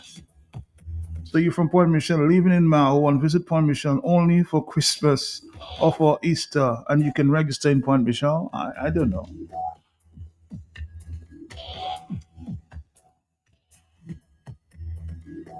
Hello, I think from my understanding is like if you register, if you live there for a little while, like 6 months or so, you can register there, but to be moving up and down there and they're not sure where your registration. 4493095. Hey, hello, talk to me on the telephone. Yes. Yeah, good morning, Matt. Morning to you, sir. Morning, yeah. Yeah, Matt, a question. Is there a residency requirement to vote in Dominica? I think so. I may be wrong, but I think so. No, but I mean, but if there's not a residency requirement, that's confusion. That is to accommodate the foreign voters. Well, not why they call them foreign, but the those in the diaspora. Because you can't tell me that you and I mean all other countries you have a residency requirement. You register where you live and you vote where you live. So to tell me that you live in two places, that means you can vote in two places. That's what it says, you know? And which it doesn't make sense. If there's a residency requirement, you have free residencies. You can vote in all three places. Can you sleep in all three places and vote in all three places? Something that's not that. Something. I agree with you. Something is confusing about that. Hello, talk to me on the telephone. Yes. Matt, morning, how are you? Morning to you. Morning. Yeah. Matt, you chose this lady, I don't know what to say. I'm not in Roseau, nothing, but I telling you, they have to be careful in Roseau. No, they have to put down their boots. Because that lady just saying things, and that is not what that happened. She just saying. Like, if you sleep somewhere, you can vote there, and it's not there you live in. That is pure bullshit. Thank you very much. Thank you very much. 4493095 96 and 97. Hello, talk to me on the telephone. Yes. Matt, good morning. Morning to you. Morning. Matt, next time you bring that lady on the radio, she needs to take questions from the citizens. That lady, their mom was saying, and you're trying to clarify things. Matt, that lady needs to answer us Dominicans. We have questions. Because what she said there, it just tells you can vote in more than one place. Like the other lady said, the constituency is important. That is what the deciding factor in where you vote and where you don't vote. And I called you last week. Yes. I tell you, I had tenants. They are no longer there, but they are on the voters list. Now, the writ hasn't been written for the general election, yet still, every time I call it the electoral office about this situation, they're telling me it's the person who is registered in the place that have to change their address and take out their name. But this is my property. And those people not supposed to be registered there because they are no longer there for more than 12 years. So that person registered there, they could vote there, and wherever they live in now, they can vote too. That is a mess. Now, do they have a computerized system where they can go and see when that person go and register or come to vote or come to confirm, they can pull up that person and realize, oh, so you coming to register in Tibo now, but you registered in Roseau, and give them the address. They are currently registered, so that can be taken care of. This is criminal, It's a lot of confusion there. A lot of confusion. That is why you need to bring that lady to answer our questions, Matt. Stop. Just. Yeah, well, I'm going to try. I'm going to try. That's all I can do. I'm going to try. Because so many people have different questions. Maybe we should bring the chief election officer and, of course, the chairman. Hello, talk to me, yes? Yes, Matt, good morning. Morning to you, morning, yes. How are you, my man? I'm here. That is a problem. So, Matt, if you sleep 3 different places, Matt, you can vote for 3 different constituencies. That is what we live in telling you. If you have a friend, Matt, in Kenfield, you sleep there for a week. You have a friend in Maho, you sleep there for 3 days. And you're from Colony, Matt, you can vote that 3 places, Matt.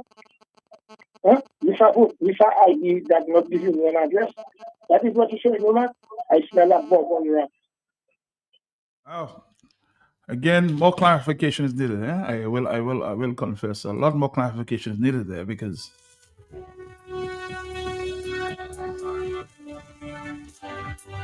From what I pick up, if you live there but you have not transferred your vote, you can still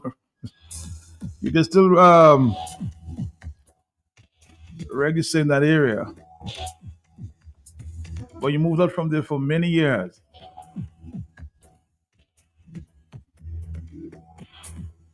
It has to do with transfer. If the person don't choose to transfer,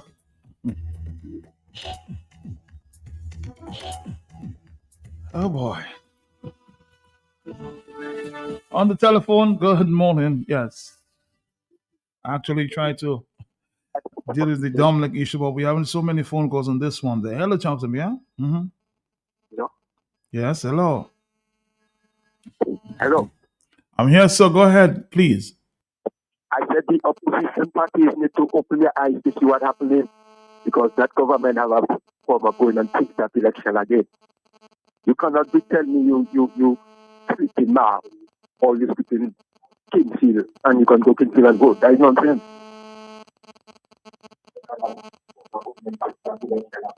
But your telephone is giving some issues there. Hello, talk to me on the telephone. Yes, it's 10:24. Talk to me, yes.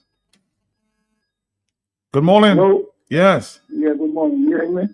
I'm hearing you, sir. Go ahead. Okay, yeah, well, what I learned from what I understood you said there, I'm afraid it's almost something you can register more than one place. So it's just like the lady said a while ago, whether they have a system in place that they can put up your name and see if you register anywhere else. Because if I sleep in town, I can register in town. Then I have my residential in another area, like you said, in country. I can also register there.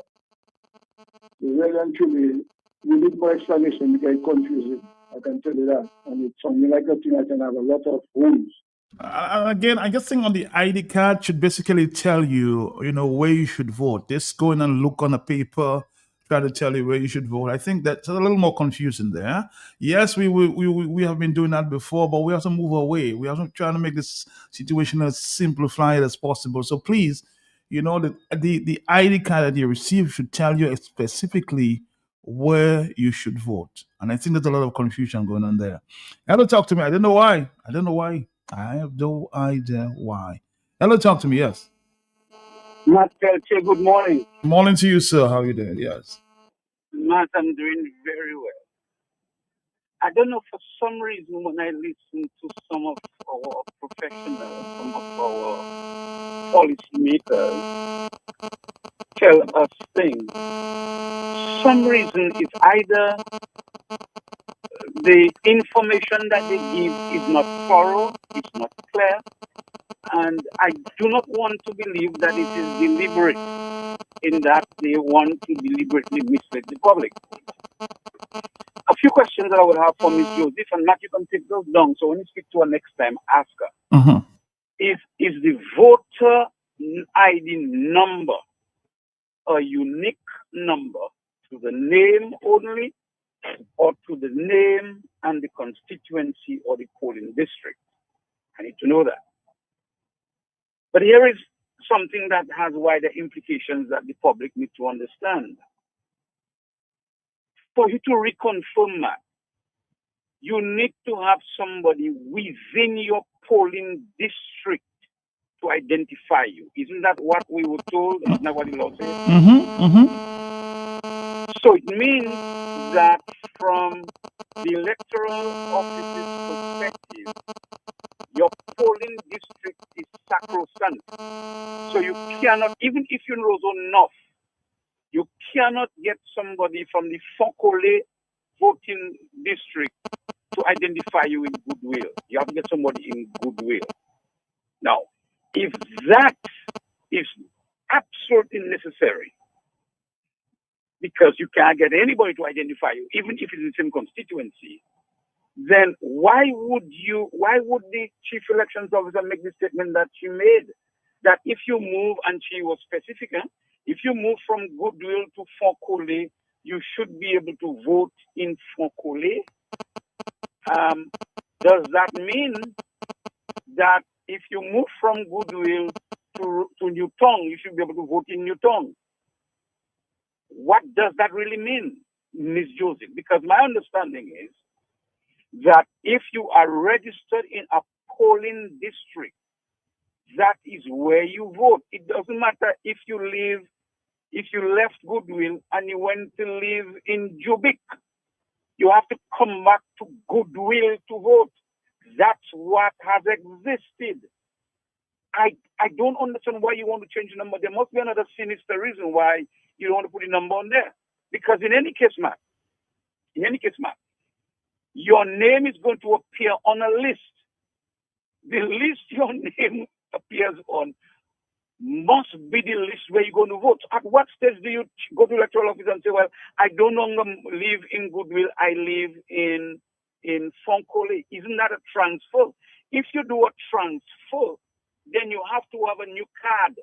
You must have a new card. And if you do a transfer, then the owner system need to pay for your new card. The excuses that were given and the reasoning, something is not right, Matt. Something is not right because the law says your name has to be on a list in a polling district. That's where you vote, right, Matt? Yep. So you cannot change your polling district 2 weeks before the election because you move from one polling district to the next. You have to go back to that polling district to vote, right?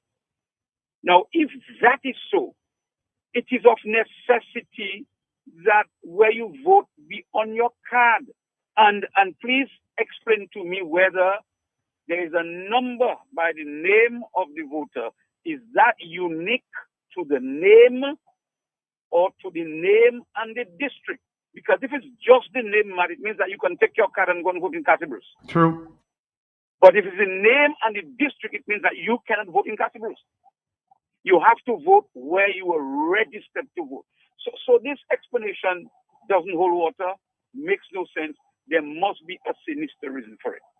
Matt, while I'm at that, one of the things that maybe Miss Joseph, I mean, she's a lady. Maybe she should recommend that they give her a public relations person, because somehow when she speaks and she's the authority, mind you, when she comes across, she doesn't come across like we think she's come across. So when the question was asked by yourself, always there is an intention for defense. I would suggest to Ms. Joseph, and I hope she's listening, that when these questions are posed to you, your job really and truly is not to defend it. Your job is to state what the process is, what the law is, and what the implications of the process and the law. Because you just don't know what people are doing. You cannot vouch for something that you don't know.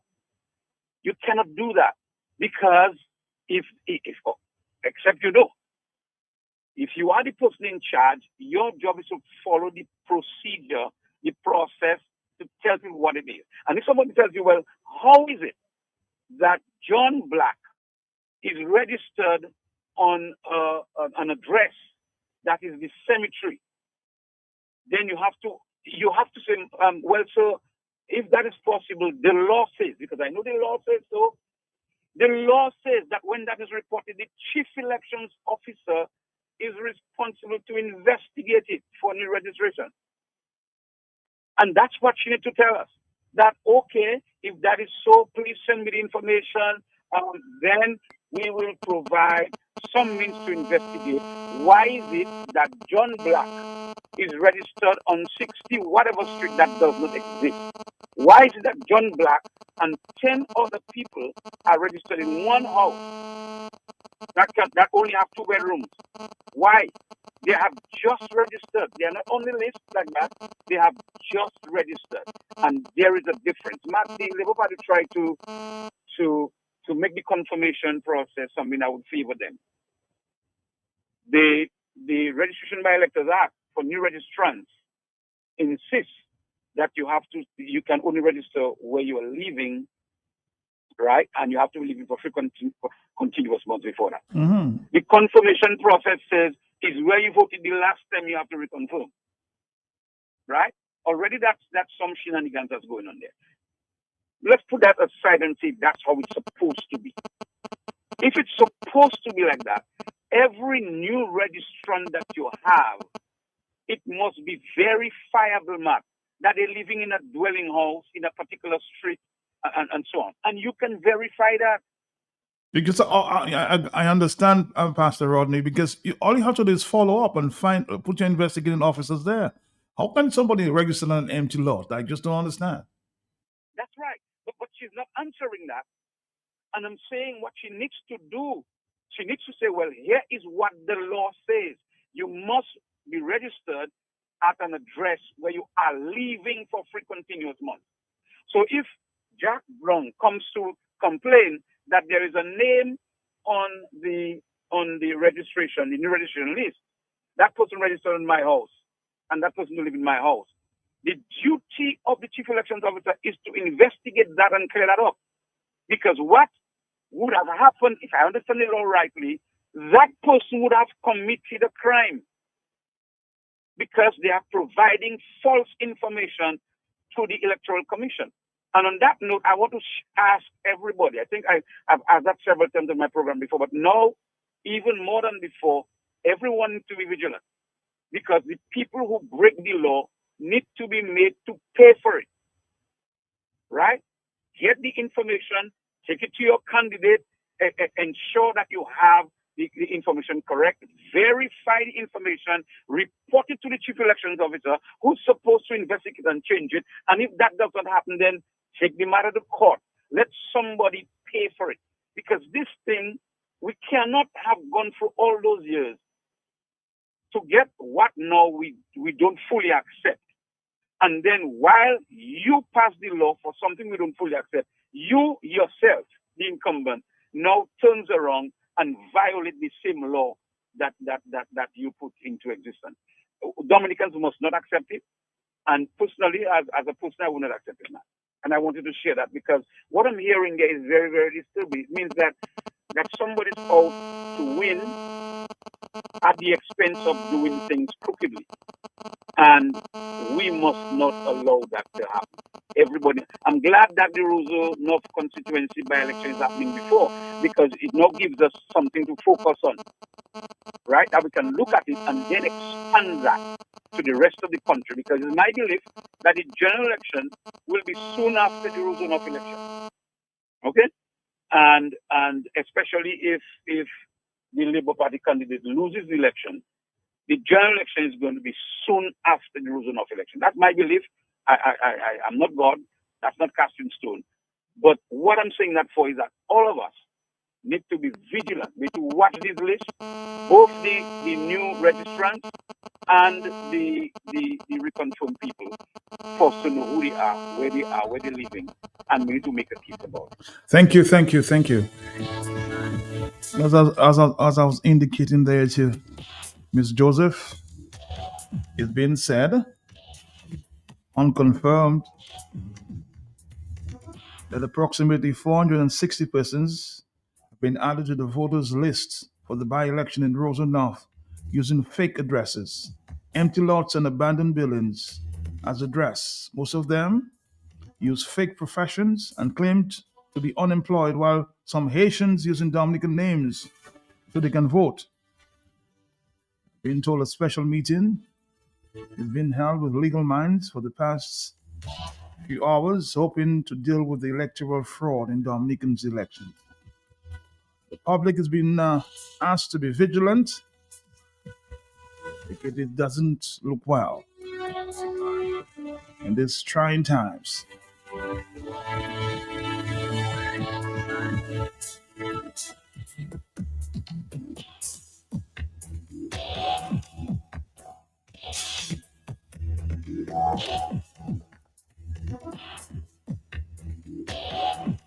We'll have to deal with Dominic at the opening half an hour there to 1 o'clock, and then we'll continue with the leader of the United Workers' Party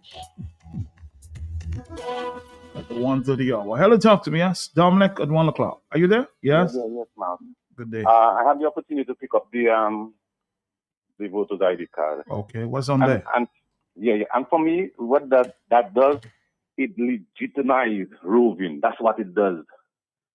Because, Mark, before what used to happen. You register to vote, you live in anywhere. But, on polling day, where you have to go to vote. True. So you find yourself there. So even if you're working in Roseau, the law gives you the day to find yourself wherever you're supposed to vote. To create a card after we've done all that, that does not specify your polling district or even have your address, it encourages roving. It encourages roving. I hope you understand me, Yeah, I'm following you, of course. Because you can take that card, because it doesn't have an address, it doesn't have a district, and you can go somewhere else with it. Somebody with the same name, or somebody who's on the list and not there with the same name, you know what I mean? There's a number of things you can do, so that card should never have been made without a district. The caution here about you changing your rental or your place of people hardly change their voting district. Because I am registered in Roseau North. Okay? I have not been living in Roseau North for over 30 years. I went to confirm, and lo and behold, they confirmed me on the same Roseau North address. So that is a mess, man. That is a mess, and it must be cleaned up. Thank you. All right, thank you very much. Again, I think there's a lot of confusion there that has to be, cleaned up, as this caller just suggested there. Hello, Chelsea, yes? Morning, Matt. Morning to you. Oh, Matt. Matt, I want to make an observation. Matt, trust me, Matt, I don't want to boast. I just came from Canada and America. I want to say something about the visa in a while. Let me tell you about the thing. On a voter ID card, you cannot capture everything. Matt, the most important thing people should be talking about was the fingerprint, which is the most positive form of identification. A voter ID card is a card like a bank card. You have to put in your wallet. You cannot capture everything. And we have to be thankful that Dominica, we had no voter card and they're just testing it for the first time. You cannot capture everything. The salient point, and they must have made reference to the other countries and see how it is. You have your name, your date of birth, maybe your address. It might have your, you have an ID card, you should be happy. Another thing people should be talking about is, Mark, in Canada. You don't think that in the various countries that you spoke about that they can identify as to where they will be voting? Don't you think so? In a district? Well, yes. Maybe your polling station. So maybe that's an improvement they have to do. Okay. But you have the card in your hand. You are customer voting. I know I have to vote.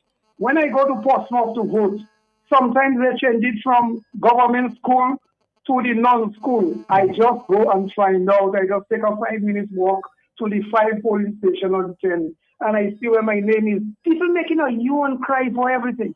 You say like, they're going to try to start to savage me and everything. I just make I'm telling you, it will make it much easier, Mr. Irish. I can identify you. If you had it in your hands, you don't have to be looking all about when you go to Portsmouth to know where you have to go vote. Would you agree with me? I agree with you. I agree with you in that case. But they can say, well, you see, like my friend Mr. Fenbar called and he commend the police for the good job. Yeah. And then if they're doing something bad, you condemn. He commend them. Okay. And then you condemn. But everything is a negative. But let me tell you, one of the things that Dominica is really serious about crime and this is people, you're supposed to have, everybody who's supposed to have a number. These are the things people should be talking about and only negative. Like yesterday, when I came from the airport, a tourist on the vehicle with me, and the lady, when she reached in the Penrice area, she said, oh my goodness, this is Nature Island. And why all these derelict vehicles around? And I had to do a little damage control because, these are the things people must talk about the environment. Matt, let me just give people a quick advice on the visa when you go to America.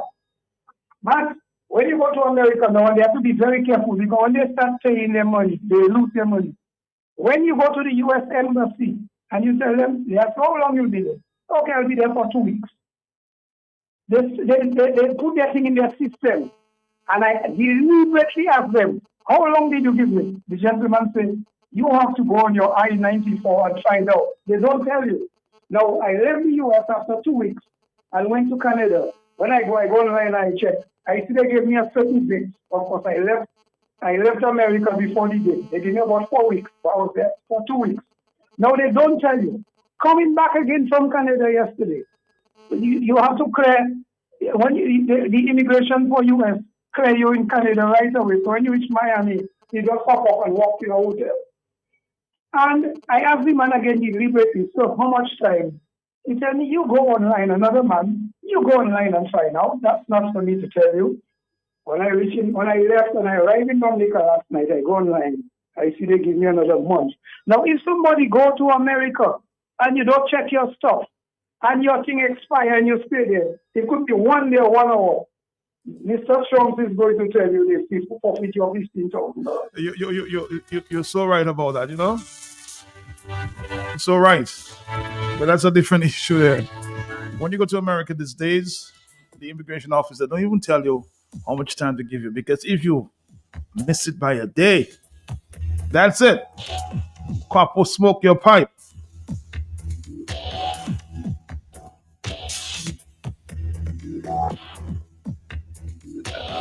Let's continue with the discussion here. It's just about 10:44.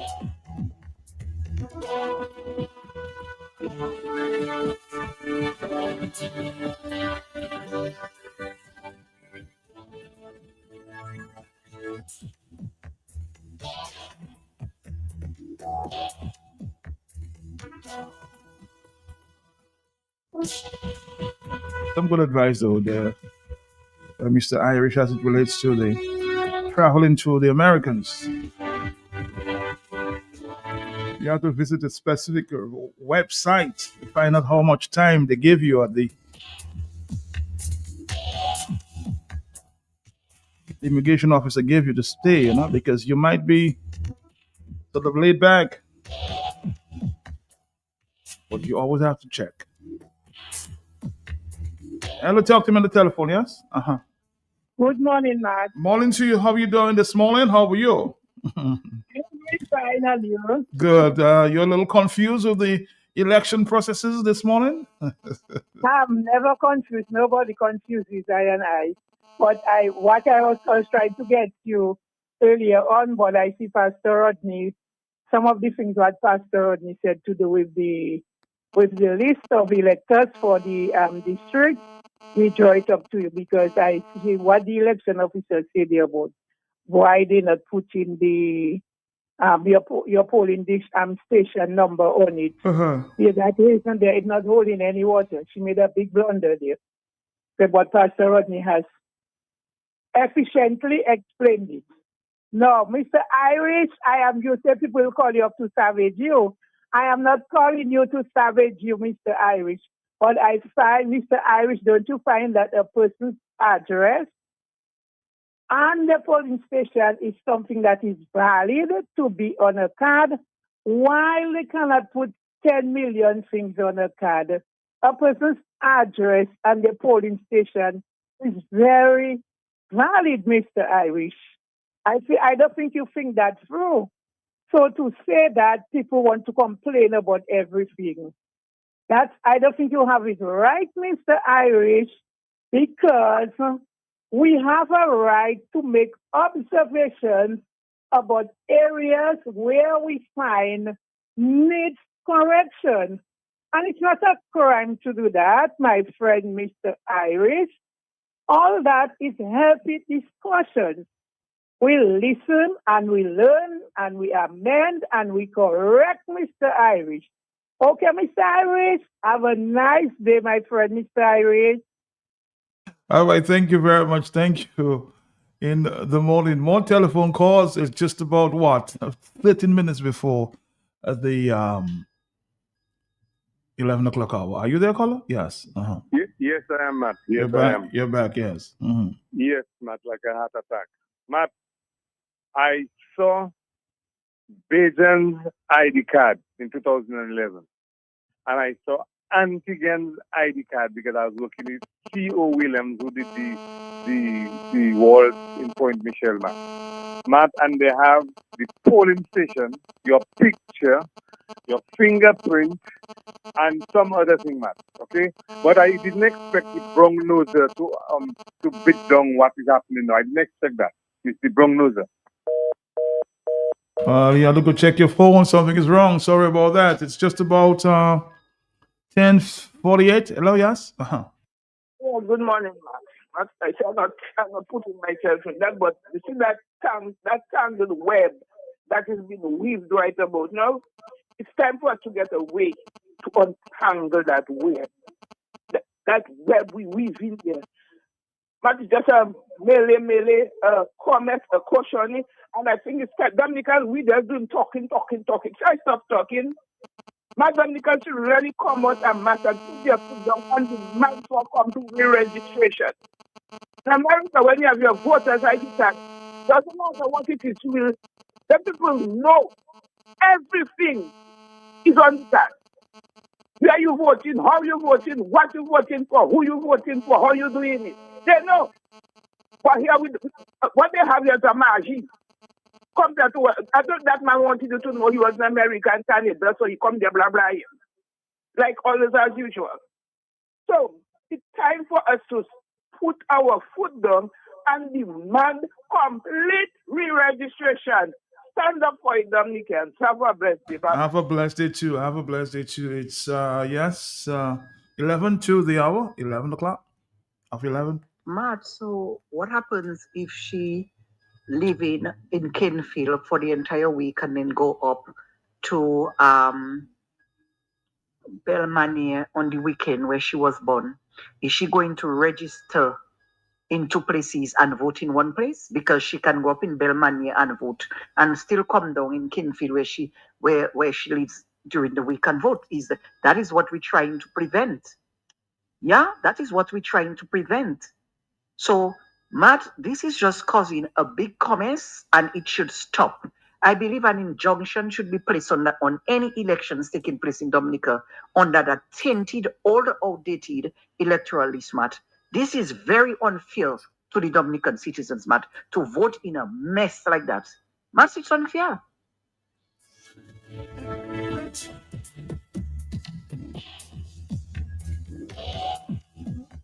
But ask her for me if I'm sleeping in both areas. Can I vote in both areas? Because based on what she's saying based on where you're sleeping. So if I'm sleeping in Kingfield and I'm sleeping in Roseau or anywhere else, can I vote in these two constituencies? Just want to find out. Because it's kind of contradicting.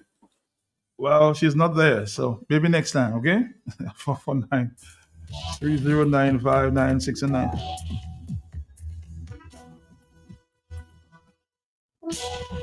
So why should be the list perused there? Then when you have an objection, if you can't stop and you can't stop the person from voting, you have to wait until the election is over? That's craziness.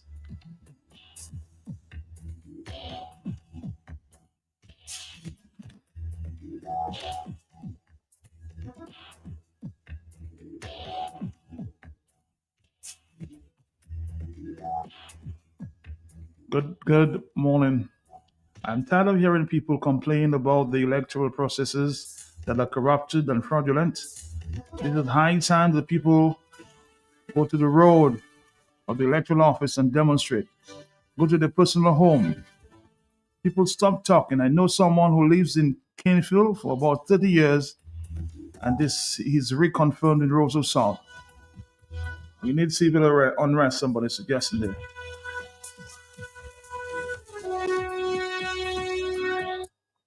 449-3095. More telephone calls are coming in here. This is the hot seat. Talk to me, yes? Call up. Yes, my brother. What's up? All right, my brother. Matt, I think you'll have to try to get that lady again because me as a little average man, I've been confused. You see, there's a thing this is where you live in and those things or you register in. So if I in Virgin, it's Virgin, then I customer voting. So if I start sleeping in Grand Bay, I can go and do something in Grand Bay too because I sleeping in Grand Bay. You see, Dominicans again have been warning you all. There is no more politics in Dominica. It's politics. You understand?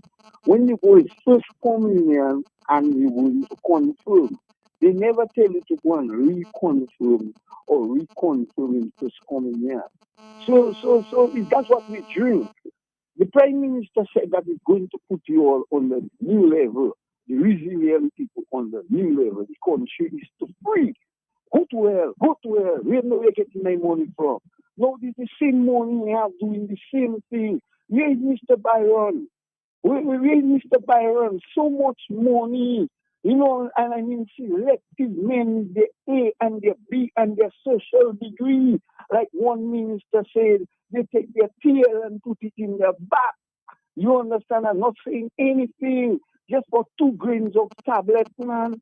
Come on, Dominicans, man. Matt alone cannot do it.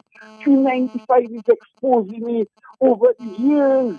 And you are not doing anything. And just taking the new level and changing the everything of every institution. Matt, if you have that clipping, I don't know if they'll charge you or if you don't want to play it, but you must play it so the Dominicans will follow it. Thanks God for Mr. Weeks. You understand what I mean? And it's on Facebook now, Dominicans, rise up.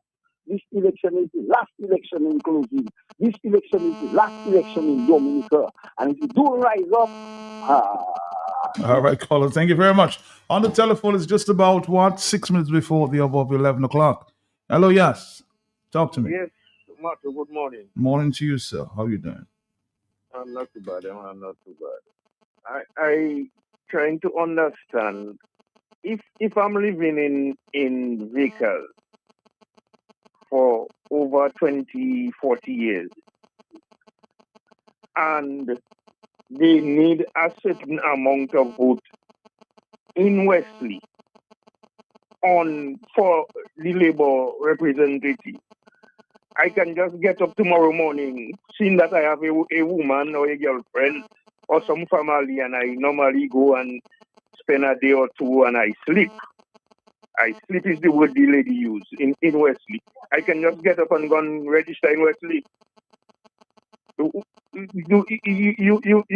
I get in your drift. That's a confusion. Yes.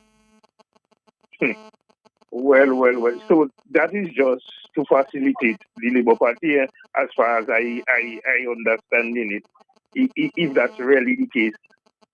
Well, have a good one, Martin. Have a good one too. We don't have too much time. Not too much time, huh? We just have about 4 minutes. I will go to the talk on the block at 1 o'clock. Hello, yes? Yes? Hi, good morning, Matt. How you doing? How you doing, yes? Okay. Man, let me tell you. I wish you had the delayed system like how calling stations up here have, man. When people make such erroneous, uneducated statements. This guy who came on who called trying to boast how he went to Canada and he went to America. That's not what we're talking about. An airport and what this Gen I-90 is for or whatever. That's not what we're talking about. The topic is about the voter ID problem in Dominica. You're talking about fingerprint and kind of nonsense. You were a policeman. How uneducated these kind of people who were running the force before. That's why the police office is so backward in 1940s attitudes. I am very, very surprised at the level of education this guy Irish tried to call on our radio station and always spewing such uneducated, nonsensical attitudes. Be more educated. And I wish you were able to stop him and say, listen, the issue is we have tangible evidence. Let him comment on that. Don't talk about Canada and America. Comment on the tangible evidence before us in this present time monthly sentence about the Roseau North constituency, 400 and something. Why didn't he address that as an ex-police? What is the police doing about it? Assisting or collaborating with the electoral? I'm saying when somebody make a report, according to Pastor Roddy, these people should be arrested and brought before the court. All right, caller, we've got to go on that point though. 449-3095. Thank you. Let's join 1 o'clock. We'll talk on the block. Thank you very much.